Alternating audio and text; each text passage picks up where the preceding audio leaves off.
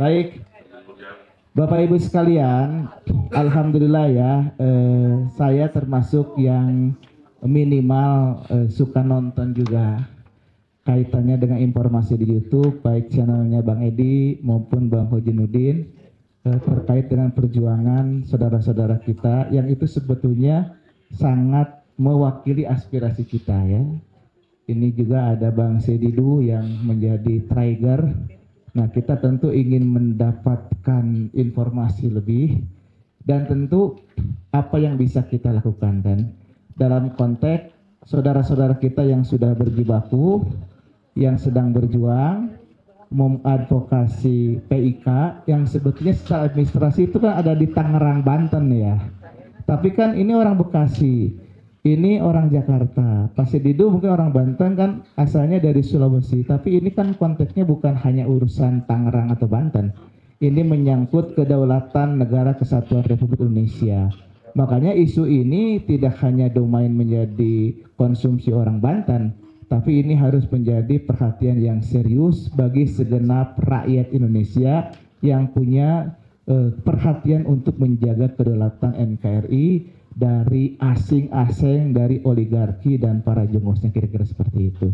Nah, ini kita akan diskusi dan nanti mungkin di akhir kita akan membuat pernyataan bersama ya, apa yang bisa kita sinergikan. Nah, oleh karena itu ini semua pembicara ini dan semua ada segmen masanya. Artinya kita atur masing-masing untuk menyesuaikan diri, tapi tentu kita orang Bandung adalah sebagai ansor, sebagai tuan rumah, kita persilahkan dari muhajirin ya, dari pendatang, dari orang yang dari Jakarta dan sekitarnya untuk menyampaikan. Silakan diatur siapa yang paling berhak di urutan pertama kedua, saya serahkan kepada Bang Muhajirin untuk mengaturnya ya. Nah, nanti tanggapan dari Bandung, siapa itu urusan saya mungkin ya. Kalau semuanya kan tidak mungkin bicara ya. Ini mohon maaf. Nanti kita konklusi, ada pernyataan bersama dan tentu dengan satu harapan, kedepannya kita bisa tindak lanjuti dalam bentuk bukan hanya omon-omon. Nah, bisa jadi kita turun bersama atau seperti apa ya. Siap? Allahu Akbar. Merdeka. Nah, kepada Bang Ahmad Hajinuddin waktu dan tempat dipersilakan.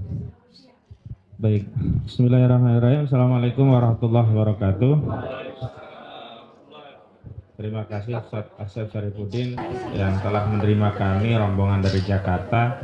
Insya Allah nanti perwakilan yang pertama nanti ada dari Bang Sedidu, ada juga dari Bang Edi Mulyadi, ada Pak Kolonel Nursam nanti mewakili purnawirawan yang menjadi prinsipal. Ada Bang Azam Khan, juga nanti ada Bu Kurnia, termasuk nanti perwakilan dari ARM ya. Tolong ditunjuk karena Bu Menu nggak bisa hadir, nanti bisa mewakili salah satu, termasuk Bu Zulia nanti juga bisa menyampaikan. Nanti juga kami ingin masukan tanggapan dari yang ditunjuk, atau kalau waktu memungkinkan semua juga bisa memberi masukan karena kita ingin sharing.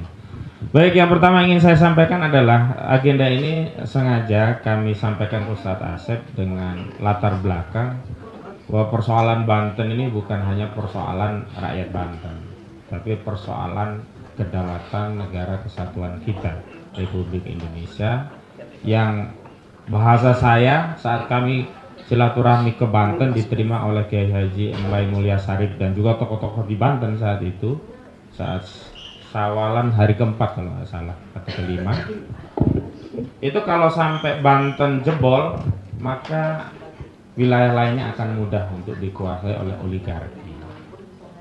Kenapa? Karena Banten saja yang dekat dengan pusat kekuasaan, dekat dengan aktivis, banyak tokoh pergerakan, banyak jawaranya bisa lewat, apalagi yang jauh-jauh misalnya di ujung Papua, di Aceh, di Palembang dan yang seterusnya, di Batam ya dan yang lain. Kedua, ternyata masalah kedaulatan tanah khususnya yang di wilayah laut itu bukan hanya sudah menyerang Banten ya, juga Jawa Barat. Terbukti yang di daerah Kabupaten Bekasi, Desa Segarajaya, Kecamatan Tarumajaya, Kabupaten Bekasi itu juga ditemukan pagar-pagar laut serupa seperti yang ada di Tangerang, Banten. Hanya memang beda perlakuan karena pemainnya kecil, sehingga bisa ditemukan pelakunya, PT-nya tahu, bahkan PT-nya dihukum untuk membongkar sendiri. Nah, ini berbeda dengan di Banten yang membongkar harus aparat TNI kita. Kenapa demikian? Sederhana saja, karena kami sudah kumpulkan data. Kalau di Banten ini pemainnya memang oligarki besar. Jadi PIK 2 itu yang punya Aguan dan Antoni Salim gitu. Dan kita meyakini semua aparat banyak yang kemudian terlibat, sehingga ketika aparat tidak menindak wajar, karena soalannya bukan hanya mereka melindungi Aguan dan Antoni Salim, tapi sebenarnya aparat itu juga sedang melindungi mereka sendiri, karena kalau satu kena mereka pun akan terlibat. Terbukti diantaranya apa, di kasus sertifikat laut itu hanya dikorbankan Arsin, kepala desa Kohot. Jadi Kohot itu hanya salah satu dari banyak desa yang dilewati pagar laut. Ada 16 desa dari 6 kecamatan, dan Paku Haji itu hanya salah satu kecamatan di Kabupaten Tangerang yang ada pagar lautnya. Dan yang kedua juga masalah korupsi juga berusaha untuk tidak diusut, padahal sudah ada perintah dari Kejaksaan Agung. Barreskrim mengaku tidak atau belum ditemukan unsur korupsi. Nah, ini kami khawatir kalau kita diam, maka skenario penyelamatan oligarki ini akan mulus. Tapi ketika kita ribut, nampaknya ada respon. Misalnya pagar laut yang dulu dikatakan sudah selesai, ya kemudian ternyata masih ada pagar lautnya, kita coba rame. 2 hari yang lalu tuh mulai dilanjutkan. Ya, dalihnya dulu puasa istirahat dulu. Padahal dulu nggak pernah ada statement itu. Yang ada justru diakui udah tuntas, pelakunya Arsin Kades Kohot, dan kemudian sudah didenda 48 miliar ya besarannya, tapi belum dibayar. Tapi ternyata ketika kita ikut kontrol dengan amar ma'ruf nahi munkar, itu gerak lagi. Termasuk masalah tipikornya kita memang persoalkan, karena mustahil nggak ada kerugian keuangan negara. Kerugian yang nyata pasti itu kan wilayah laut menjadi wilayah milik industri properti, milik 2 usaha anak usaha Aguan. Jadi ada 2 PT yang menguasai 263 SHGB di wilayah pagar laut itu ya. 243-nya itu PT IAM, Intan Agung Makmur, itu anak usaha Agung Sedayu Group, dan ada 20 SHGB itu dikuasai oleh CIS ya, Cahaya Inti Sentosa. Dua-duanya punya Agung Sedayu Group. Jadi nggak bisa kalau ini dikatakan nggak ada korupsi gitu. Nah ini alhamdulillah ini ada petunjuk lagi dari Kejaksaan Agung untuk terus kejar korupsinya gitu. Walaupun Barreskrim sebelumnya Johan Dadi Roharjopuro ngeles lah ibaratnya, ini nggak ada jadi nggak bisa kami lanjutkan. Gitu. Artinya apa yang kita lakukan itu insya Allah selalu ada dampaknya. Nah, saya melihat ada beberapa hal yang perlu kita sampaikan dan nanti kita butuh dukungan karena ini masalah kita. Yang pertama adalah jangan dipahami ini persoalan hukum, Pak. Ini persoalan politik dan kedaulatan negara. Sehingga hukum itu tidak akan bisa menegakkan aturan kalau otoritas politik dan negara tidak membackup proses penegakan hukum. Hukum itu di bawah kendali otoritas politik. Kalau penguasa kekuasaan politik tidak mendorong aparat bergerak, hukum nggak akan gerak. Dan kita tahu bahwa hari ini kekuasaan politik itu tidak tunggal, terbelah. Secara de jure memang Presiden Prabowo Subianto yang dilantik, secara de facto cawe-cawe keluarga, kalau istilahnya bangsa di Sulu itu kekuasaan Sulu masih terus tim Sulu.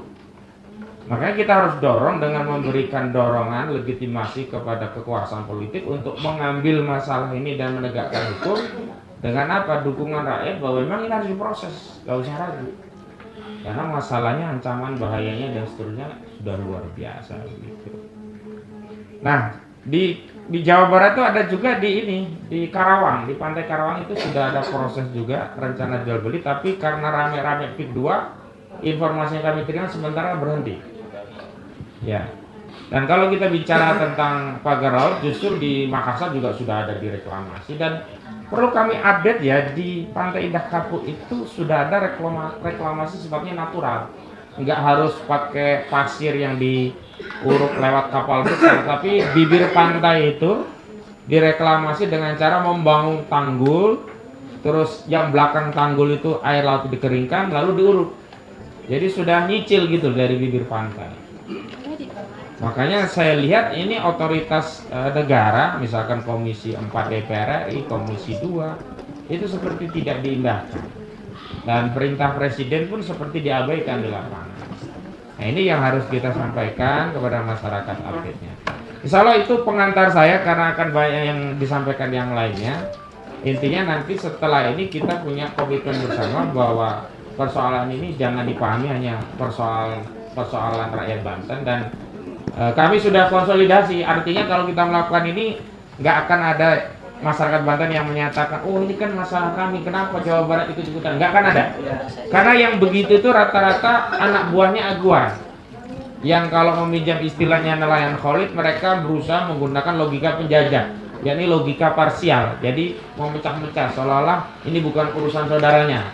Kalau ada rumah kebakaran, biarin aja, yang penting bukan rumah saya. Nah, begitu narasi yang mereka bangun. Tapi kalau elemen-elemen tokoh dan yang memang selama ini bergerak untuk mengadvokasi, misalkan Khalid, ya kelompoknya Kiai Haji Embai Mulyasari dan yang lainnya lah, itu sepakat memang persoalan ini bukan hanya persoalan Banten, dan memang nggak bisa diselesaikan hanya untuk orang Banten saja. Karena dampaknya tadi ini bisa meluas ke seluruh wilayah lain.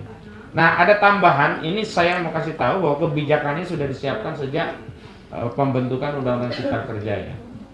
Undang-Undang Nomor 6 Tahun 2023. Kemudian didetailkan melalui PP 18 2021. Nah, mereka ya lebih masif ya berusaha melakukan perampasan tanah di wilayah darat dan lautan. Kalau wilayah laut itu mereka menggunakan PP 18 2001 itu pasal 66, karena mereka nanti akan dapat hak untuk melakukan rekonstruksi atau reklamasi di tanah-tanah yang mereka klaim sudah punya hak atau HGB tadi, dengan dalil dulu itu tanah yang daratan menjadi laut ya, jadi tanah musnah. Itu dalilnya ada. Nanti bisa dibaca di pasal 66 PP 18 2001 tentang hak tanah, satu hormat khusus dan hak apa begitu ya, lupa saya lanjutannya. Pokoknya 18 2021 gampang, kita googling saja di pasal 66. Kemudian yang kedua, kita juga harus hati-hati.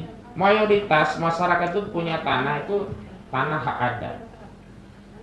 Cuman paling 10-15% lah rakyat kecil itu yang punya tanah sampai SHL. Rata-rata kalau di daerah, apalagi di pinggir-pinggir itu masih Girit, Kitir, Kohir dan seterusnya. Nah ini kita harus hati-hati karena per Januari 2026 ya, bukti kepemilikan hak adat ini akan dihapus oleh pemerintah. Dan itu sudah ada sejak PP 18 2021, karena di PP 18 2021 itu sudah disebutkan ya, hanya ada waktu 5 tahun untuk meningkatkan sertifikat mereka menjadi sertifikat peningkatan hak ya, dari tanah adat menjadi hak milik. Itu 5 tahun, tapi kan nggak semua orang tahu pasal ini, itu satu. Yang kedua, nggak semua orang punya duit. Kan tahu meningkatkan hak di BPN kan kalau nggak ada duit nggak jalan. Nah begitu lewat waktunya per Januari nanti ya, rakyat ini dianggap bukan bukti kepemilikan lagi, nah, akhirnya proses perampasannya menjadi mudah. Jadi mafia oligarki tinggal ya bermain dengan BPN. Saya tegaskan bukan oknum ya, BPN. Karena di kasus PIK 2 itu semua terjadi atas sepengetahuan, koordinir dan kontrol langsung dari BPN. Kontrol langsung dari BPN, bukan oknum. Kalau oknum kan 1-2, ini seluruhnya terlibat. Makanya kemarin ketika Nusron Wahid menyatakan ada salah satu yang kemudian diberikan sanksi dan diberhentikan dari jabatannya, itu bohong itu. Karena orang yang disebutkan inisial JS, Joko Susanto, itu sebenarnya adalah mantan Kantah BPN Kabupaten Tangerang, Kepala Kantor Pertanahan Kabupaten Tangerang yang udah pensiun. Bagaimana mungkin orang pensiun katanya diberi sanksi, diturunkan dari jabatannya. Artinya proses pembohongan ini ya ingin melegitimasi skenario penyelamatan Aguan dan Antoni Salim di proyek PIK 2. Nah ini harus kita bongkar, kita harus kasih tahu masyarakat. Dan kita tidak perlu ragu sekarang menyebut Antoni Salim, Aguan, karena faktanya mereka yang punya proyek ini. Jadi jangan mau kita diadu domba hanya dengan calo-calo tanah yang nggak seberapa, dengan kepala desa, walaupun kepala desa juga terlibat. Tapi yang mendapatkan keuntungan dari proses perampasan tanah ini Ya yang punya proyek PIK 2. Siapa yang punya proyek PIK 2? Itu 2 grup usaha besar. Pertama Agung Sedayu Group punya Aguan atau apa namanya itu? Bukan, Aguan itu nama lainnya siapa namanya? Sugianto Kusuma. Dan yang kedua grup Salim Group punya Anthony Salim. Makanya kedua pihak ini kita gugat begitu. Nah ini yang paling penting kami sampaikan. Nah kalau yang kedua ini masalah ancaman kedaulatan juga ancaman hak milik kita menjadi hilang yang tanah adat tadi, bukan hanya orang Banten, seluruh Indonesia, karena PP itu berlaku di seluruh Indonesia. Saya sudah menulisnya, nanti kalau perlu detail biasanya saya selalu menulis dalam bentuk artikel, tapi ini karena sifatnya oral itu sebagai pengantar saja. Selanjutnya yang pertama saya minta Bang Said Didu untuk menyampaikan pandangan sejak flashback Bang dulu awal Abang mengadvokasi sampai terakhir, dan apa situasi terkini yang bisa dibagi kepada kami juga kepada tokoh-tokoh Jawa Barat. Izin ya. Silakan Bang. Alhamdulillah. Assalamualaikum warahmatullahi wabarakatuh. Sebenarnya saya tidak sengaja datang, hanya baca WA-nya Bu Yulia, teman-teman mau kumpul, kebetulan saya ada acara di Bandung, saya mampir. Saya pikir di ruangan ini kita bersyukur yang insya Allah orang-orang yang mendapatkan hidayah untuk menyelamatkan bangsa ini. Karena sebenarnya kejadiannya sederhana. Saya diminta istri saya menanam mangrove di ulang tahun saya. Jadi saya datanglah ke ke Mauk sana menanam mangrove. Tahu-tahu rakyat bilang, Pak sebentar lagi kampung kami habis. Tanggal 2 Mei 2024. Kampung kami habis akan digusur oleh pagar laut ini. Nah, situ muncul ini nggak benar. Nah, saya marah lah. Mungkin Allah yang menyuruh meminta saya marah. Nah, dengan perjuangan yang sangat berat karena setiap ke lapangan tuh di CCTV-nya PIK 2 itu kayaknya seluruh kabupaten, seluruh Banten tuh ada CCTV-nya, karena setiap saya jalan udah langsung ada preman tuh depannya. Dan setiap ada orang kena CCTV langsung dipanggil polisi. Jadi memang untuk perjuangan sampai bulan Juli lah. Itu benar-benar sendirian yang saya bilang ya udahlah. Kalau memang, tapi saya udah minta izin istri saya kalau HP saya nggak bisa dihubungi lagi 2 kali 24 jam jangan cari lagi.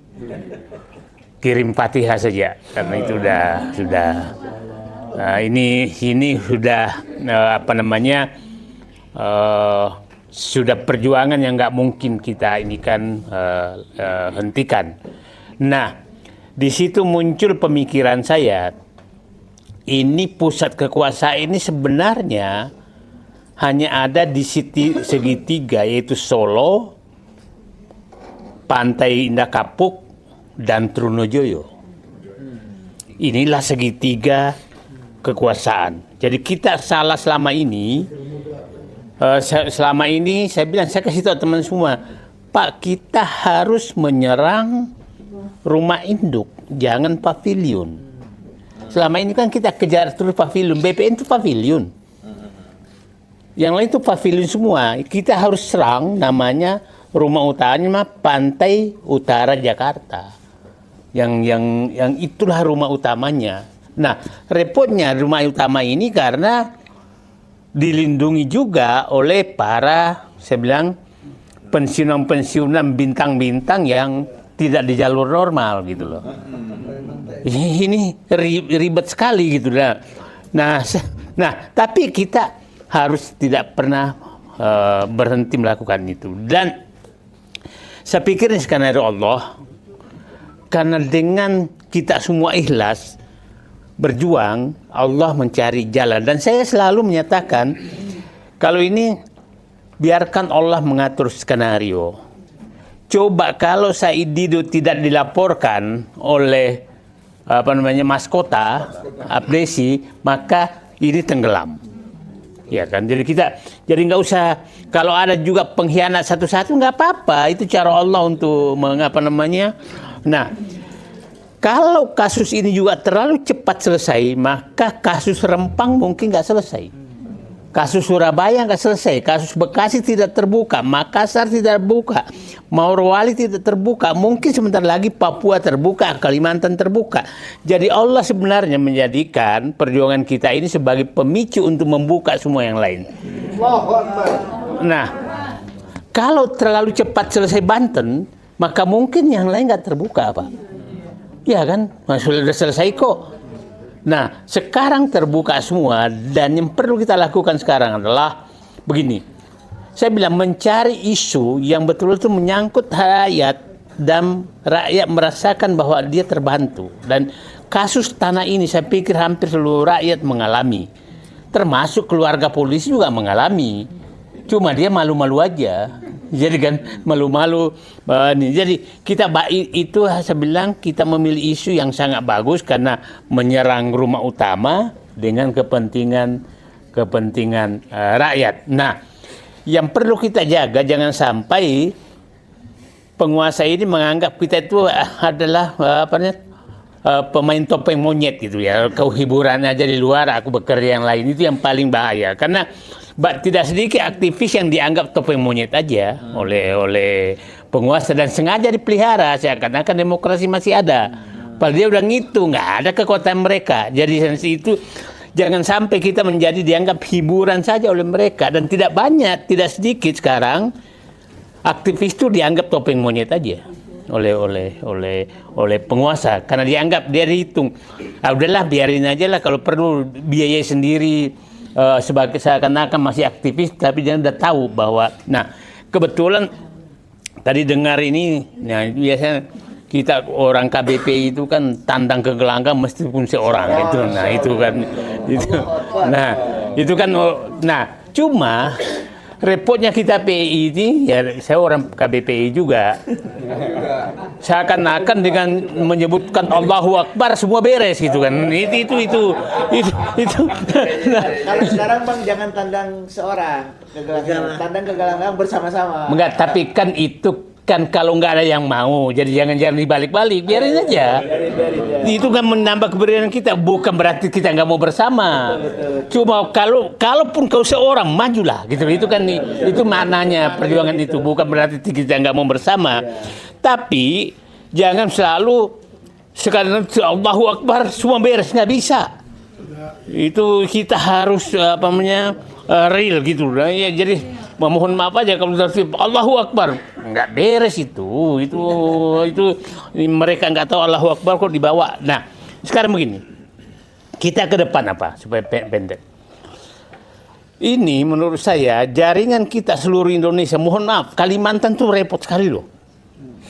Kalimantan tuh itu kita harus bantu juga tuh. Nah menurut saya mungkin pernyataan ini bahwa ini di Bandung kita akan bergerak ke seluruh Indonesia menyelamatkan tanah-tanah rakyat bersama dengan tadi kemarin bersama dengan Sabta Margais dan Sumpah Prajurit di jalan normal istilah saya itu. Nah kita bersama itu untuk karena kan saya bilang gini, Makassar lebih parah loh. Dan mereka masuk lewat BUMD, itu problemnya. Ini awalnya Banten ini BUMD loh rencananya. Dan 2011 itu rencananya BUMD. Nah, di Makassar BUMD.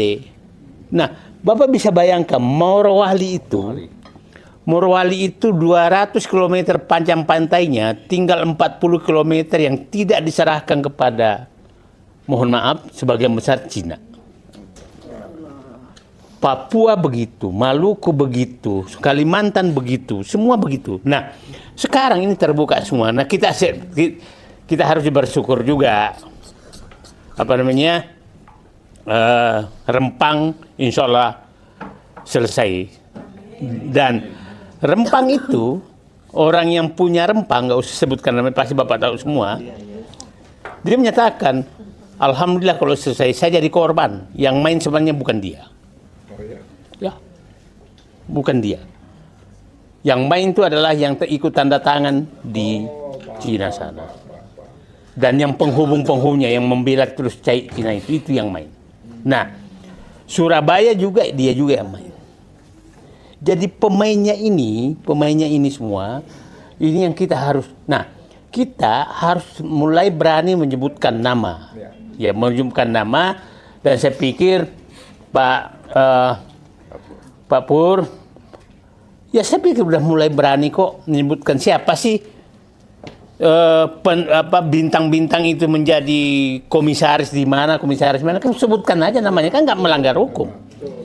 Ya kan Pak? Supaya publik paham ternyata mereka lah menjadi pelindung. Tidak salah kita menyebutkan bahwa dirut PT Agung Sedayu adalah Nono Sampuno. Nah, Nono Sampuno adalah bintang 3. Ya, kan nggak salah Pak. Ya kan? Nah, jadi siapa lagi yang grupnya komisaris di Lipo? Kan ada juga bintang 4 komisaris di Lipo. Ya kan? Komisaris bintang 8 siapa? Ya, enggak. Ya, jadi kita sebutkan aja, kan nggak melanggar hukum Pak. Supaya publik paham bahwa sebenarnya memang ini yang menjadi pelindung. Ini pelindung terhadap, ya mohon apa aja. Lipo berapa? Di Makassar melakukan itu, di Mekarta melakukan itu, tapi kan komisarisnya kita tahu siapa, gitu kan? Supaya publik juga paham. Supaya begini sih Pak. Nah, ya kan ada, kita tahu lah bintang toko Jawa Barat lah. Nah, jadi maksud saya begini. Ya. Jadi saya mendapatkan ini bahwa siapa tahu cucunya malu, maka menasihati kakeknya. Kakek, udahlah. Sudahlah, bapak ini dicap sebagai pelindung, maka nasibku ke depan adalah susah. Jadi, karena sepertinya Pak Hussein, hukum tidak bisa terlalu diharap sekarang, maka hukum sosial kita gunakan. Cara menggunakan hukum sosial adalah menyebutkan nama pelindung oligarki yang merampas hak rakyat. Itu menurut saya kita harus mulai mainkan itu nama-nama yang tidak melanggar hukum.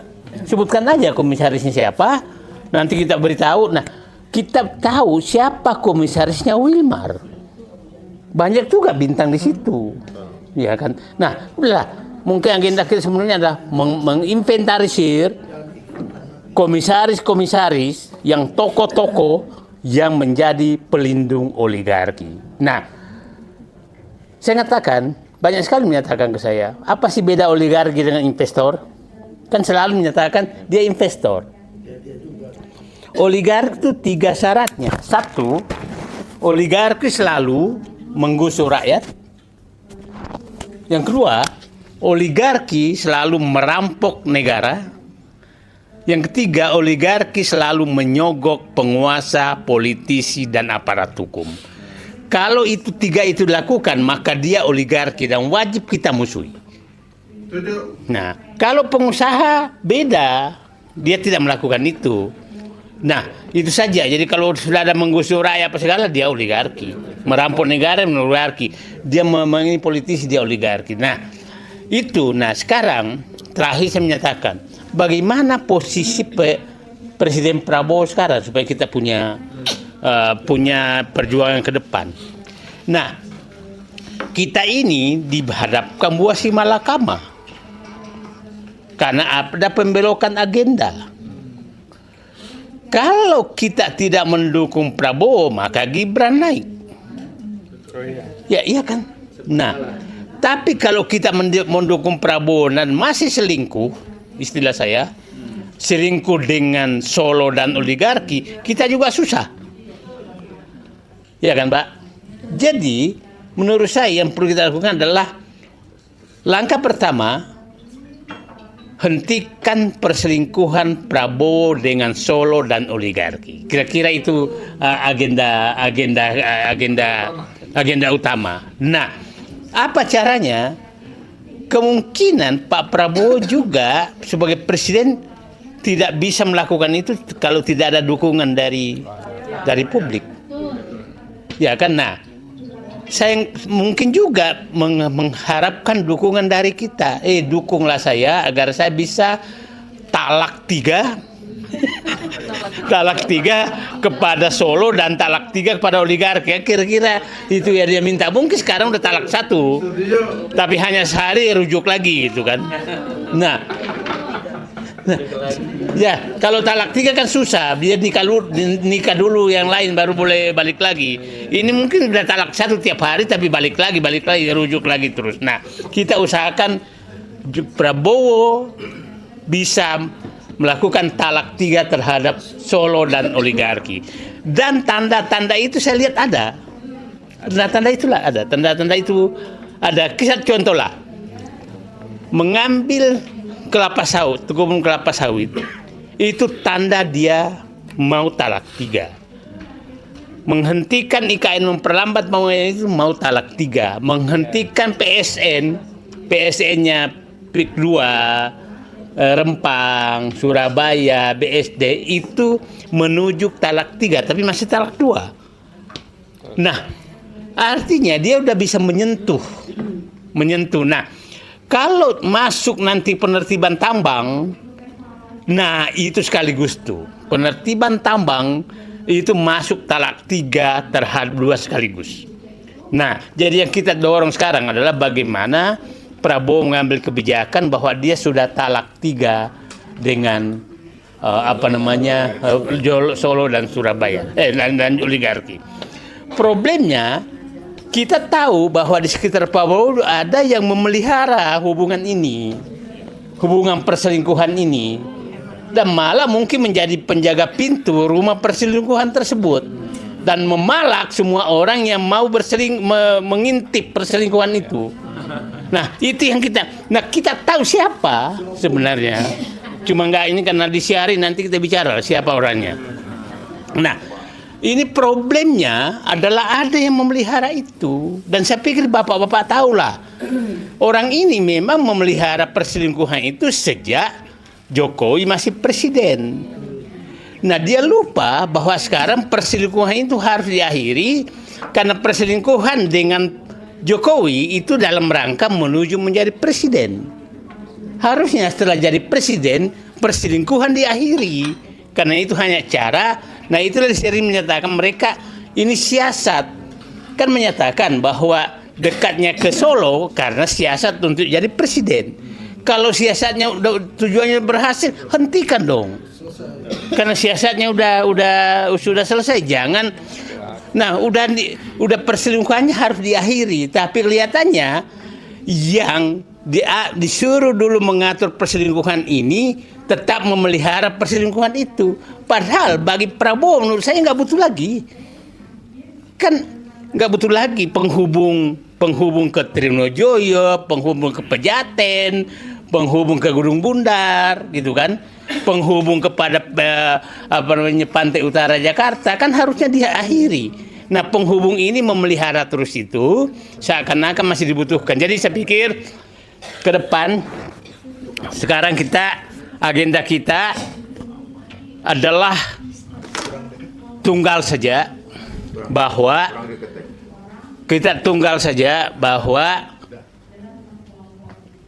perselingkuhan Presiden Prabowo dengan Solo dan oligarki kita bantu untuk agar dia talak 3. Itu agenda kita semua. Jadi, nah, kita kemarin mendengarkan pernyataan yang sangat lugas dari sebenarnya bukan 100 pensiunan jenderal tuh. Itu saya hitung tuh 200 lebih tuh. 200 lebih karena ada Laksamana, ada 231 kan. Nah, ini menurut saya ini yang kita harus amplifikasi terus bahwa kami di belakang pernyataan. Ditambah ya saya mewakili masyarakat sipil 4 hal yang kita minta menjadi 12. Kalau itu dilakukan maka negara ini selamat. Saya yakin kita berjuang di situ aja, nggak usah nambah lagi agenda lain. Nah, sehingga mungkin setiap daerah kita amplifikasi bahwa inilah aspirasi rakyat Indonesia menyelamatkan Indonesia dari cengkeraman oligarki, dan kami bersama Prabowo melakukan agenda ini. Itu kira-kira dari saya, karena masih banyak bicara. saya terima kasih. Apa namanya? Saya sebenarnya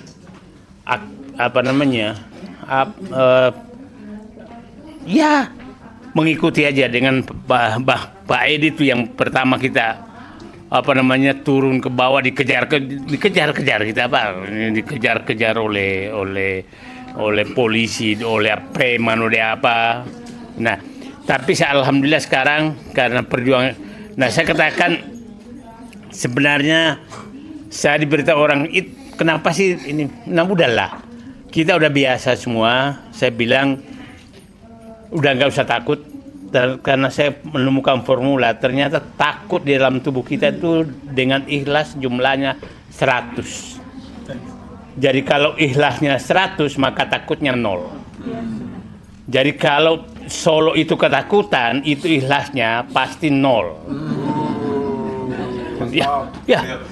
Jadi dibalik aja, kalau Bapak masih ikhlasnya 50, takut Bapak 50. Jadi kalau bapak-bapak dan ibu masih takut, berarti naikkan ikhlasnya. Nah, sama Bapak kalau takut sama istrinya itu masih ikhlasnya kurang gitu. Tambahan. Nah, nggak ikhlas berarti. Jadi kalau Bapak dimarahin sama istri, ikhlas saja. Itu mengurangi ketakutan gitu.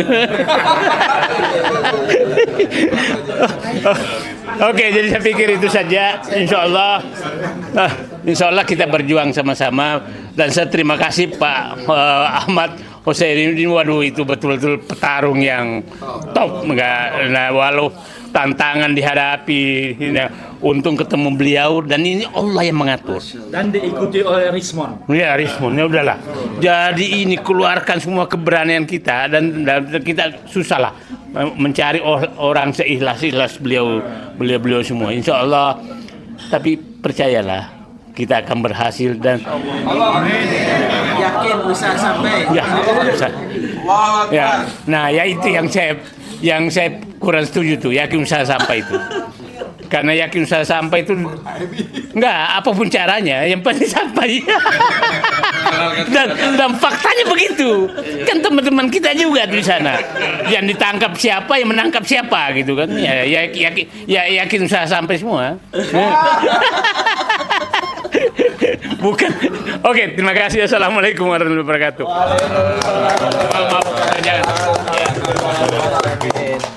Baik, selanjutnya aman selalu ini ke Bang Edi Mulyadi dan nanti ke yang lainnya. Cuman saya tergelitik saya sedikit tadi Bang. Kalau sama istri itu jangan ikhlas, tapi bersyukur. Insya Allah ditambah. Ya.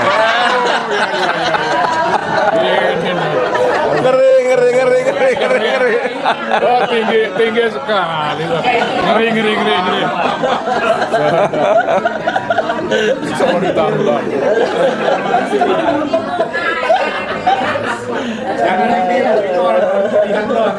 Oke, bismillahirrahmanirrahim. Assalamualaikum warahmatullahi wabarakatuh. Waalaikumsalam warahmatullahi wabarakatuh. Alhamdulillahirrahmanirrahim. Salawat dan salam semoga Allah limpahkan pada Nabi Muhammad SAW serta keluarga, sahabat dan pengikutnya yang setia dengan risalah yang dibawanya. Amin. Amin.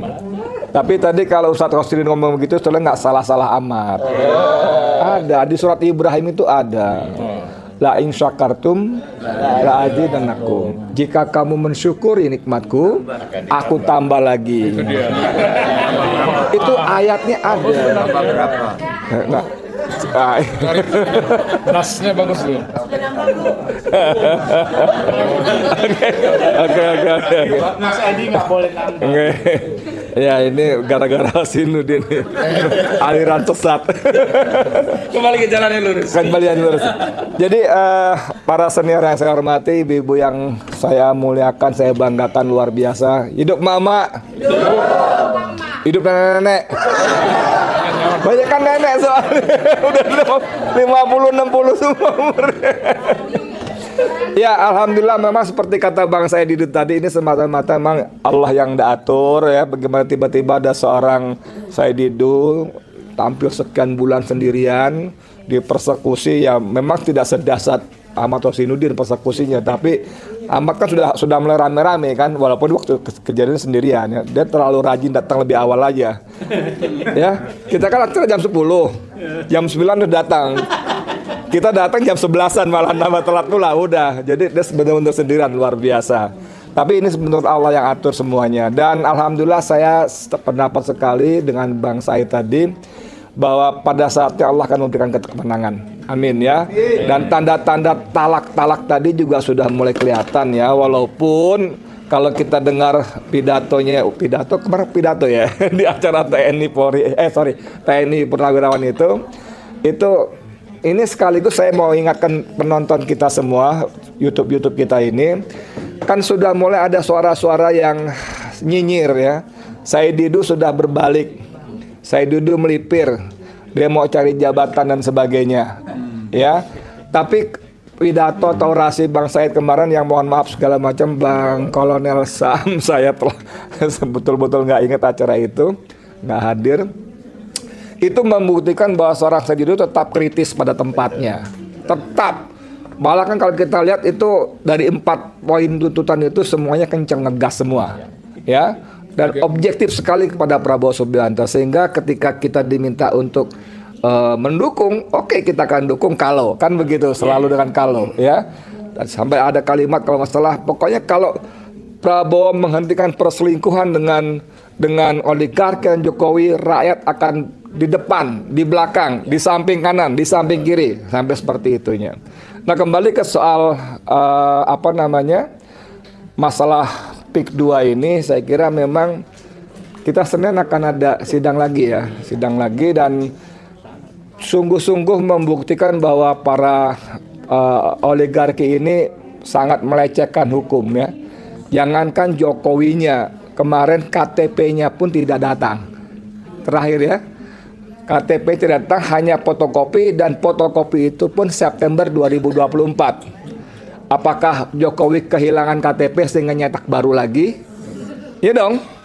Masa iya gitu kan? Jadi betul-betul pelecehan. Padahal satu dari sekian penasihat hukum Jokowi itu seorang doktor hukum S3.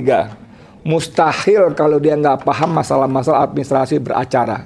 Mustahil. Jadi memang saya kira bahwa yang dikomandani Ahmad Khosynuddin dengan Kurnia, dengan siapa lagi banyak yang Medi segala macam itu yang pengacara itu luar biasa sekali, tapi memang tidak cukup kita menyerahkan persoalan ini kepada ruang sidang belaka ya, karena kita tahu bahwa seperti Bang Said tadi oligarki itu membayar semuanya. Ada 3 cirinya, salah satu cirinya adalah membayar semuanya termasuk aparat hukum. Dan memang kalau kita lihat perampasan aset, kalau kita pinjam istilah Ustadz Ahmad Khosynuddin, perampasan lahan rakyat itu memang melibatkan semuanya. Melibatkan semuanya termasuk BPN-nya, termasuk polisinya dan sebagainya. Dan tadi termasuk juga di bidang hukumnya. Waktu acara halal bihalal di rumah siapa namanya Bang Said kemarin Haji Fuad. Itu Bang Said menjelaskan 31 tahun loh seorang Said Didu berperang melawan oligarki ya. Saya tambahin sedikit, seorang Said Didu yang bunyinya kenceng gitu, apalagi orang-orang biasa, rakyat biasa gitu loh. Dan tragis ironisnya lawannya adalah orang yang pernah ditolong ya, yang lahannya direbut oleh pensiunan berbaju hijau, dia bilang begitu kemarin. Dia tolong. Lalu setelah itu ada mafia tanah yang mendekati korban tadi, yang ditolong tadi untuk melawan lagi dengan dalih belum dibayar. Dari 1 hektar itu dibeli hanya 2.500, udah dibayar tapi belum dibayar. Jadi bagaimana oligarki menggunakan semuanya, mafia tanah itu menggunakan semuanya, termasuk, nah ini yang sangat kita sedih. Jauh-jauh dari Sulawesi Selatan, tokoh agama datang ke Tangerang ke rumah beliau hanya untuk melobi. Kau ini kau tokoh agama jadi bagian aku suka itu jangan bilang-bilang Bang, sakit hati kita. Jadi kesimpulan saya akan mengatakan bahwa kita tetap harus kompak, tidak bisa tidak harus kompak ya. Kita semua punya peran masing-masing. Kalau tadi Ustadz Asep mengatakan kalau nggak salah di masjid kita punya peran. Nggak semuanya jadi tiang, nggak semuanya jadi pondasi, nggak semuanya jadi atap, ya. Kita punya peran masing-masing, tapi percayalah semua peran itu punya kontribusi dan di mata Allah ada nilainya, insya Allah. Amin. Dan satu lagi, no viral, no justice. Bunyilah terus, berisiklah terus berisik. Gunakan ini sebagai senjata kita.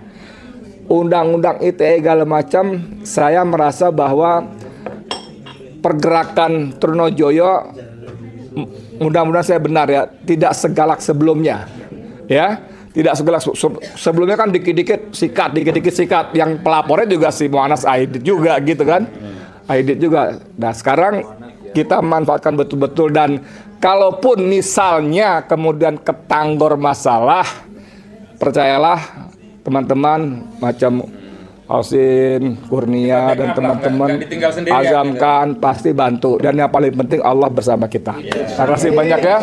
Assalamualaikum warahmatullahi wabarakatuh. Saya minta Bang Azamkan salah satu timnya, tim dari kuasa hukum kita. Ya. Terima kasih. Bismillahirrahmanirrahim. Asyhadu an la ilaha illallah, asyhadu anna Muhammadar Rasulullah. Assalamualaikum warahmatullahi wabarakatuh. Saya sebenarnya tidak bisa menjelaskan panjang dan lebar karena semua sudah dijelaskan oleh Ustadz Ahmad, Said Didu, Bang Said Didu, dan Sedi. Kalau saya lebih condong cara menjelaskan pertemuan ini, kita buat aja pernyataan sikap. Setelah pernyataan sikap masukkan semuanya, kita datang ke Prabowo untuk menyerahkan itu dalam konteks apa yang tadi dijelaskan oleh beliau juga, oleh antum juga, oleh Ustadz Asep juga, supaya ada penguatan. Jadi kita real prakteknya dijalankan semua. Kita datang, kita minta dengan sangat dan hormat. Tentu di dalam itu juga dijelaskan bahwa kita harus itu oligarki Solo sudah harus tidak lagi, karena mereka ini, Prabowo ini kan diangkat oleh rakyat. Jangan ada lagi bahasa hidup Jokowi, jangan lagi. Dia dipilih oleh rakyat, ya harus rakyat yang punya daulat sesuai Undang-Undang Dasar Pasal 1 ayat 2, sudah jelas itu. Daulat rakyat itu segala-galanya. Dan di samping itu juga alhamdulillah kemarin TNI bersatu dengan 8 poin itu jelas kok, sangat jelas kan gitu Pak Jenderal ya, sangat jelas, sangat real udah. Nah kita minta dukungan beliau juga, mungkin Ustadz Ahmad Urzinuddin dan rekan-rekan semua termasuk ini juga kita swan juga ke TNI untuk meminta penguatan itu ya, karena itu poin-poin yang saya lihat sudah cukup paten, bagus, dan itu minta NKRI harus pure original, undang-undang kembali, dan memang sudah dibalikin, sipit-sipit itu dibalikin. Ini perusak semua ini, karena Solo yang bermain semuanya. Mungkin itu aja, saya nggak terlalu panjang dan lebar, jadi poinnya dituangkan saja. Kapan ada waktu kita menghadap ke Pak Prabowo seperti biasalah gitu. Pokoknya kita ajukan surat secara resmi, ikutkan yang TNI juga, supaya bahwa benar-benar Prabowo itu dipilih rakyat dan pure dari rakyat, supaya memutus rantai antara hubungan Solo dan istana serta oligarki, karena ini bukan cuma jahat, ini bukan cuma iblis, tapi lebih dari itu. Saya kira itu aja. Terima kasih. Assalamualaikum warahmatullahi wabarakatuh. Bang, tolong. Selanjutnya salah satu prinsipal dari FPPI, Kolonel Nur Sam, silakan Pak. Tadi Pak Sugeng Waras pamit ya? Tadi mau ke sini tapi bersama dengan terima kasih. Assalamualaikum warahmatullahi wabarakatuh. Waalaikumsalam warahmatullahi wabarakatuh. Izin Bang. Tidak banyak saya sampaikan di sini karena sudah disampaikan oleh senior-senior rekan-rekan sekalian dalam rangka tujuan kita bertemu ini. Yang pasti di sini adalah Jakarta, Jawa Barat, Banten harus bersatu menghadapi oligarki rakus PIK 2. Harus gagal dan ditiadakan.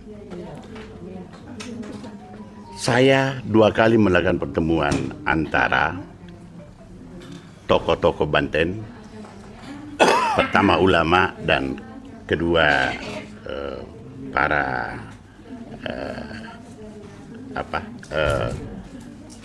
yang ini bukan keluarga kerajaan Banten, Kesultanan Banten itu. Saya melihat tidak ada persatuan mereka, jadi sulit untuk menjadikan suatu kekuatan dalam rangka menghadapi wilayah Banten yang akan direbut oleh oligarki rakus.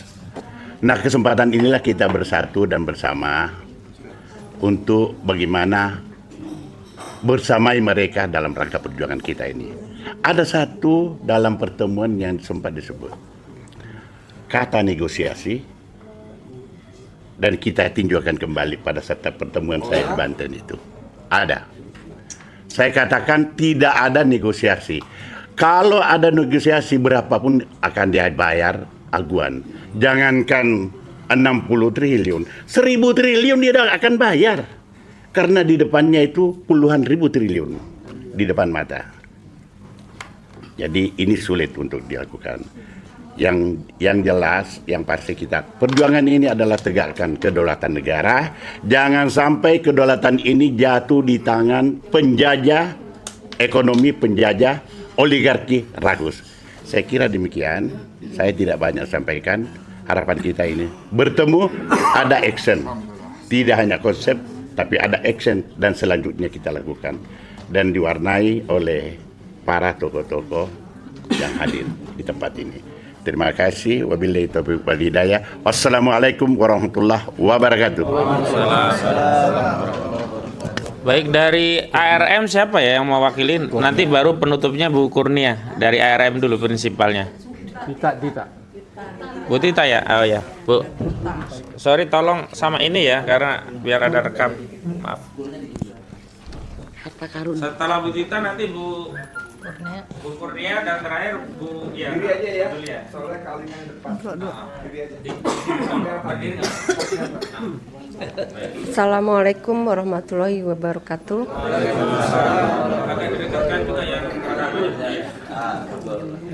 Saya sebagai prinsipal dari Aliansi Rakyat Menggugat tetap mengawal dan melaksanakan yang namanya PIK 2. Kita tidak akan berhenti untuk tetap yang namanya kasus demi kasus yang sudah oligarki, aguan tentang pagar laut harus kita lanjutkan. Karena memang seperti Pak Ustadz Kosinudin bilang tadi, ketika kita kemarin tidak mengawasi sana, tiba-tiba mereka menghentikan kegiatan. Jadi kita tetap harus ngawasi, karena pagar yang sudah mereka pasang, yang tidak kita awasi, harus terus kita kontrol, walaupun mungkin memerlukan sedikit perjuangan ya. Bukan kita doang yang turun, tapi seluruh rakyat tetap harus mengawasi. Bukan hanya ARM, bukan hanya emak-emak, bukan hanya para purnawirawan yang ada di dalam sini. Terus semangat, saya terus mendukung, saya terus standby untuk itu. Karena saya memang di sini bukan yang biasa bicara, menu yang biasa bicara, kebetulan lagi sakit. Saya minta doanya untuk segera bisa sembuh. Ya. Terima kasih. Wassalamualaikum warahmatullahi wabarakatuh. Oh ya. Okay. Assalamualaikum warahmatullahi wabarakatuh. Selamat sore bapak-bapak, ibu-ibu yang terhormat. Kami bangga dan rasa terharu karena bapak-bapak dan ibu-ibu di sini adalah pejuang yang ikhlas karena Allah lillahi ta'ala. Ikhlas berjuang demi anak cucu bangsa Indonesia di Indonesia. Kami tidak rela kalau tanah pribumi dirampok oleh Cina rakus oligarki. Mungkin Bapak, apakah bisa satu orang itu tidak boleh memiliki lebih dari berapa ribu hektar gitu. Bisa nggak kita bilang sama Pak Prabowo, Pak, bikin Pak peraturan. Ada, tapi kenapa banyak banget oligarki punya, Pak? Itu rakyat Rempang terzolimi, rakyat Halmahera terzolimi, semua hampir seluruh pantai sudah dijarah oleh Cina oligarki melalui program obornya One Belt One Road. Kami mohon mungkin dengan Pak Jenderal Purnomo, Pak, dari TNI Angkatan Laut, Pak, tolong jaga laut kami, Pak. Jangan sampai diambil Cina-Cina rakus, jaga kedaulatan, Pak. Minta tolong, mungkin Bapak banyak temannya di Angkatan Laut. Kita harus berjuang karena nenek moyang kita adalah pelaut. Nenek moyang kita pelaut, jadi kita harus berjuang sampai titik darah penghabisan. Jangan sampai berhenti, jangan sampai mundur, jangan sampai gara-gara kita cuma sedikit, gara-gara cuma kita nggak punya kekuatan dana, nggak punya kekuatan senjata, tapi kita punya giroh yang besar, semangat ketulusan yang besar. Jadi sekali lagi, salam perjuangan, salam merah putih. Kita adalah Garuda, bukan naga. Terima kasih. Assalamualaikum warahmatullahi wabarakatuh. Belum merdeka, harus dimerdekakan, Pak. Kita hancurkan naga-naga yang ada di Indonesia, Pak. Gimana? Setuju nggak, Pak? Iya, kita jadikan jadi cacing, Pak, 9 naga itu. Terima kasih. Wassalamualaikum warahmatullahi wabarakatuh. Selamat berjuang.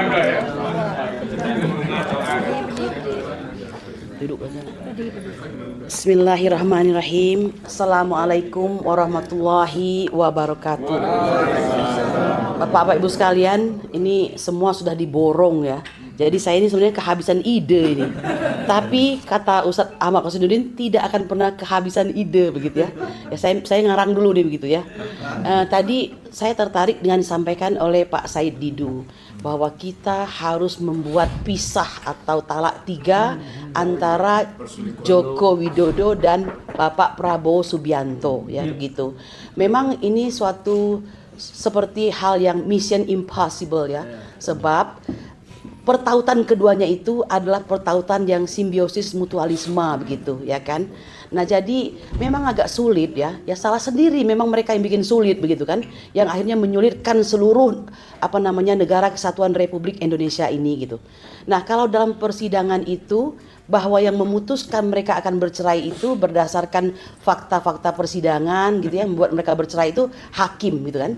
Maka sebenarnya berdasarkan itu kita analogikan, kita rakyat Indonesia inilah yang menjadi hakimnya. Nah, bagaimana menjadi hakimnya itu?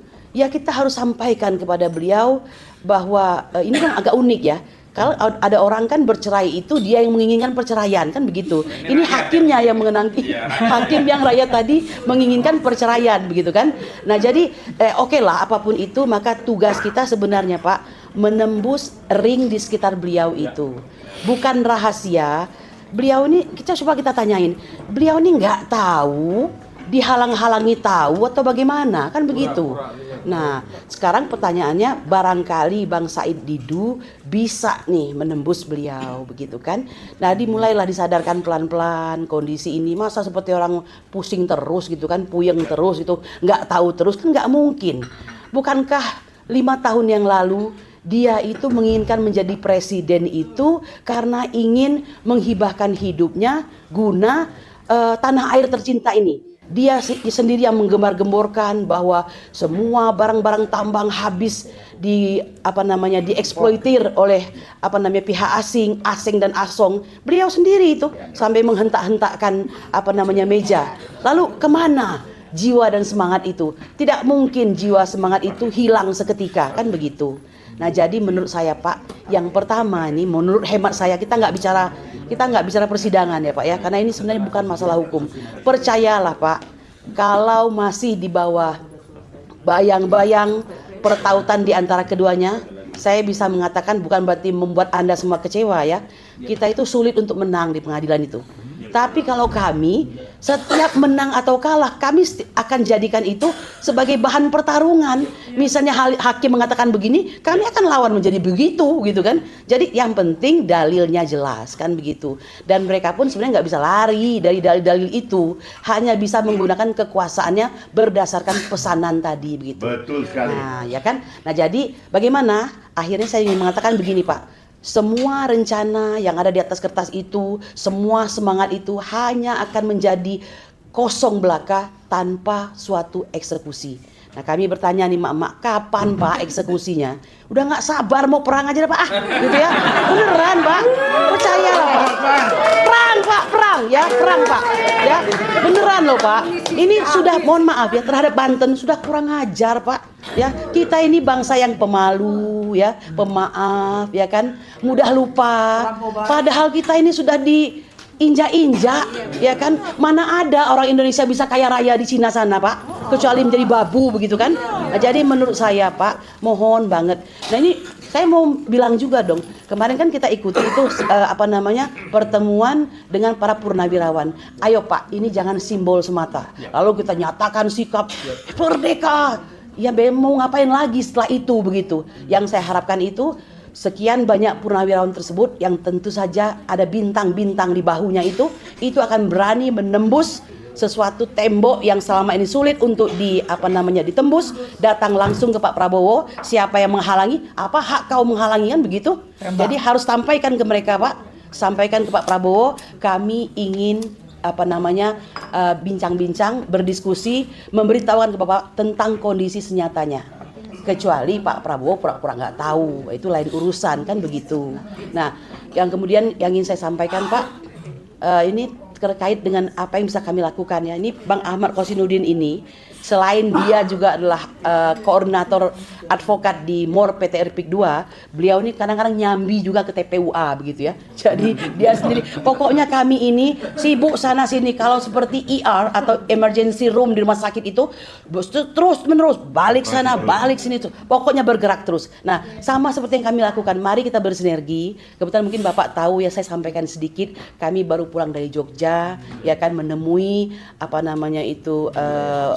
Solo ya. Nah, Solo dulu ya. Kalau UGM sudah ya, kita sudah tahu lah jawabannya apa. Dan memang ini mungkin banyak menimbulkan ungkapan dari orang, wah ini gayanya kok kasar begini atau segala macam. Mereka lupa kita ini sudah melewati banyak sekali fase-fase yang membuat tidak sabar lagi begitu kan.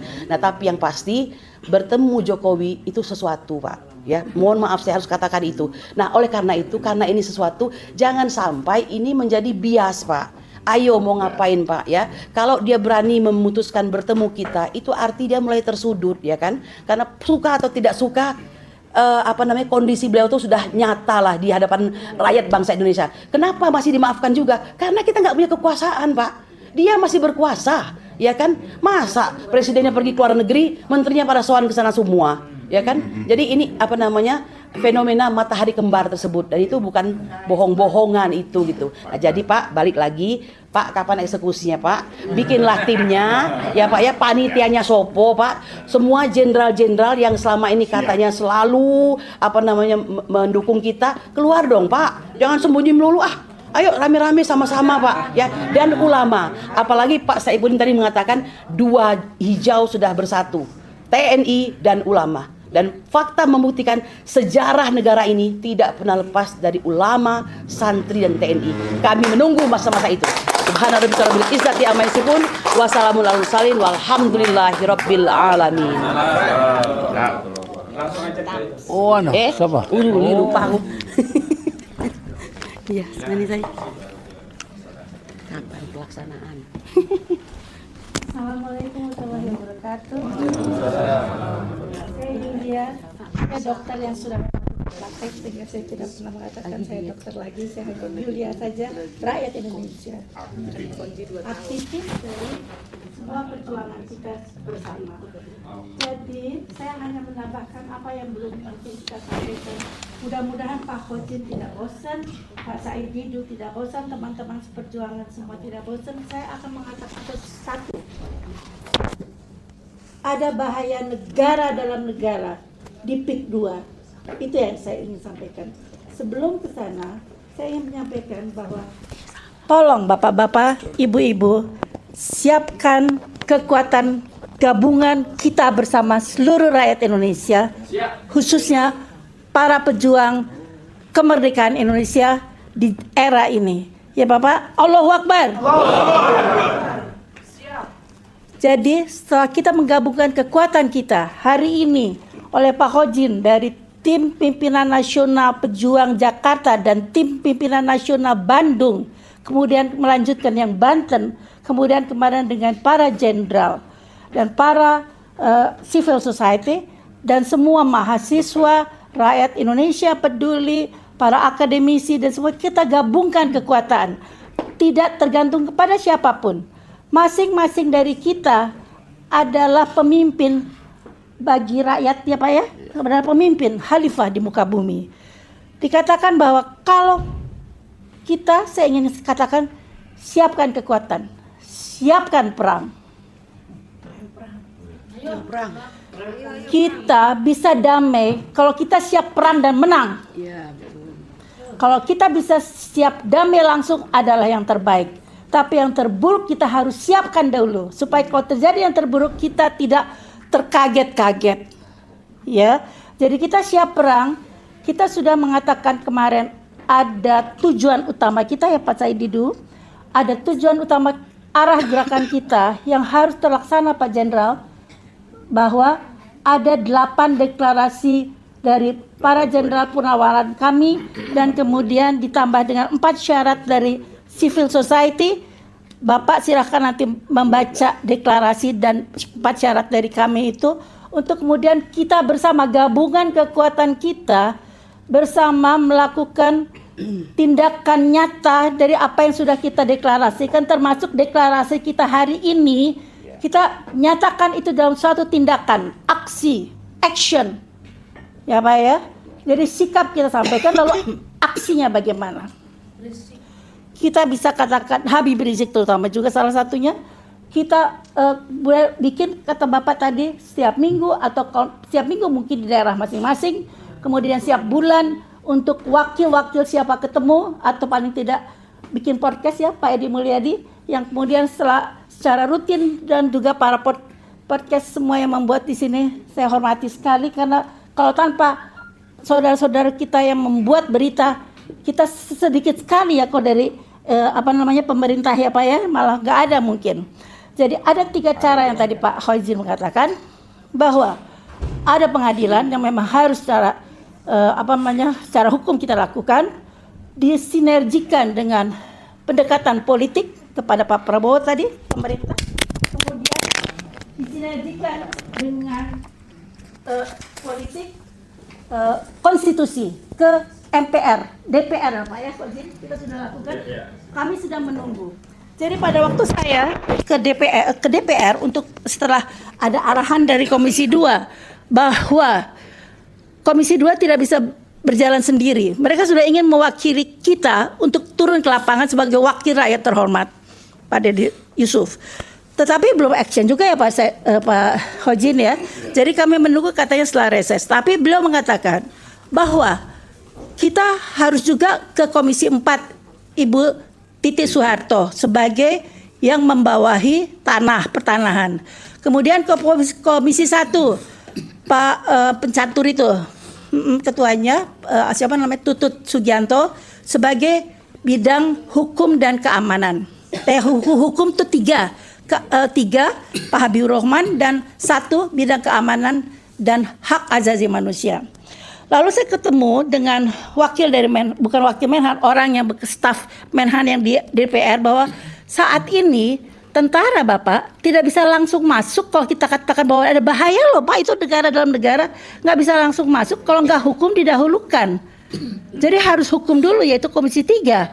Tetapi ternyata hukumnya kan tadi Pak Hojin sudah mengatakan, kita tuh satu-satunya hukum itu sangat sulit karena mereka sudah bayar semua, mulai dari tingkat presiden sudah dibayar oleh Aguan, Jokowi sudah dibayar sampai tingkat yang terendah, bukan di terdepan RT RW, lurah, semuanya sudah dibayar semua. Apalagi kalau hakim-hakimnya dibayar seperti yang kita hadapi ya Pak Khojin. Jadi kami sangat kesulitan dalam bidang hukum, tapi kami akan terus perjuangkan. Tetapi kami akan berusaha ke komisi atau DPD masing-masing daerah ya Bapak ya. DPRD ya Bapak ya, dari Bandung ya. Coba ingatkan si Pak Deddy Mulyadi itu bahwa jangan aneh gitu dia ya. Kalau aneh ya jangan diikutin, walaupun dia sebagai pimpinan Gubernur Jabar kan. Kita lawan kalau saya bilang, kalau misalnya dia nggak benar, apalagi kalau dia bukan Islam misalnya ya. Lalu kemudian politik. Jadi jangan juga kita kemudian ke Pak Prabowo tidak dengan syarat seperti yang Pak Said Didu katakan.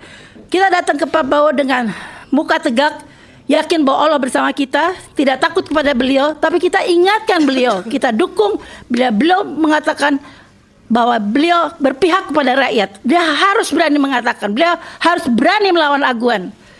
Kami berpikir, apa alasan dia takut? Ada beberapa hal yang memang membuat dia memang agak kesulitan, tapi kami ada solusinya dan kita tidak bisa buka di sini. Mudah-mudahan dia mau mendengarkan hanya karena Allah. Dan saya sekarang terakhir, bayangkan negara dalam negara seperti apa? 100.000 hektar Bapak Banten, besarnya seperti apa? Kata Pak Said Didu lebih besar dari negara Singapura. Bayangkan di situ ada tanah untuk Brimob ya, Brimob kan, Brigade Mobil. Ada di sana dikasih tanah untuk kantornya.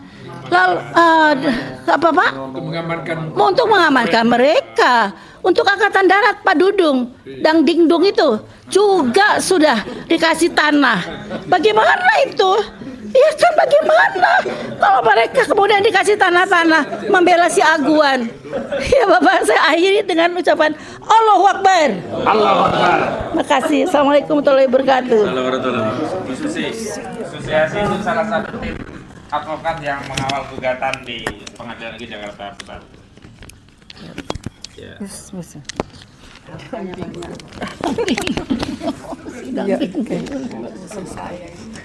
Terima kasih. Assalamualaikum warahmatullahi wabarakatuh.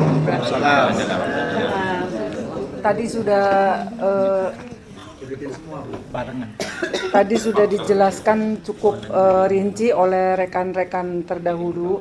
Saya hanya ingin menambahkan atau ingin menegaskan bahwa negara ini sedang krisis nalar. Negara ini sedang gagal logika. Kenapa? Karena semua permasalahan hukum yang semestinya ditanganin oleh pengadilan, oleh Mahkamah Konstitusi ataupun oleh peradilan-peradilan lainnya, tetapi diserahkan kepada seorang preman. Seperti yang kita semua ketahui, semuanya diserahkan kepada seorang preman, yaitu siapa? Hercules. Ya mohon maaf, saya bukan bukan mengecilkan makhluk Allah ya. Akan tetapi ini negara besar. Ini negara yang mempunyai banyak kekuatan, baik dari dari akademik, baik dari profesional maupun ahli-ahli yang lainnya itu ada di sini. Negara luar aja mengakuin bahwa Indonesia ini mempunyai banyak kelebihan profesionalisme yang bahkan kalau di sini di Indonesia tidak diakuin, di luar negeri pun diakuin. Akan kembali lagi kepada permasalahan, yaitu kenapa? Karena yaitu tadi mereka semua seperti yang tadi sudah disampaikan sama Pak Said Didu, bahwa karena apa? Pemerintah kita ini sedang berselingkuh, dan sekarang kita semua di sini mari bergandeng tangan dengan para ulama, dengan para purnawirawan yang kemarin sudah menyatakan sikap. Mari kita bergandengan tangan, mari kita membangun akal sehat kita untuk melawan orang-orang di luar sana yang sudah tidak mempunyai nalar, tidak mempunyai akal sehat. Jadi mari kita tingkatkan kekuatan kita untuk menumpas orang-orang yang sudah tidak berpikir akal sehat lagi, orang-orang yang sudah tidak mempunyai nalar lagi, dengan menyerahkan negara ini kepada preman. Baik untuk urusan PIK juga dihadang oleh preman. apalagi dengan urusan ijazah palsu yang semestinya UGM atau akademisi yang menyampaikan jawaban atau mengklarifikasi ini malah diserahkan kepada seorang preman. Jadi kembali lagi seperti yang kita ketahui bagaimana kita dihadang oleh preman-preman, bagaimana kita diancam-ancam, terutama Bang Hosinuddin yang kita selalu was-was ketika beliau berjalan sendiri. Memang luar biasa beliau itu nyalinya. Kita selalu was, Tat, jangan sendiri pergi, jangan sendiri pergi. Karena apa? Begitu ganas mereka. Mereka mempunyai semuanya, mempunyai uang, mempunyai kekuatan, mampu membayar seperti yang tadi Bapak sampaikan bahwa dengan 1.000 triliun pun mereka sanggup. Kita ini apa? Kita hanya berbesar hati, kita berserah kepada Allah bahwa kita mempunyai kekuatan besar, yaitu bukan hanya dengan keikhlasan tetapi dengan kemauan yang besar untuk menumpas para pengkhianat negara ini, baik para jenderal-jenderal yang berbintang-bintang maupun para pejabat-pejabat yang sekarang juga, mohon maaf saya jadi agak kasar, sama saja dengan melacurkan kekuasaannya kepada oligarki. Jadi kembali lagi saya pribadi hanya tetap ingin menguatkan kita bersama-sama. Mari kita tumpas, mari kita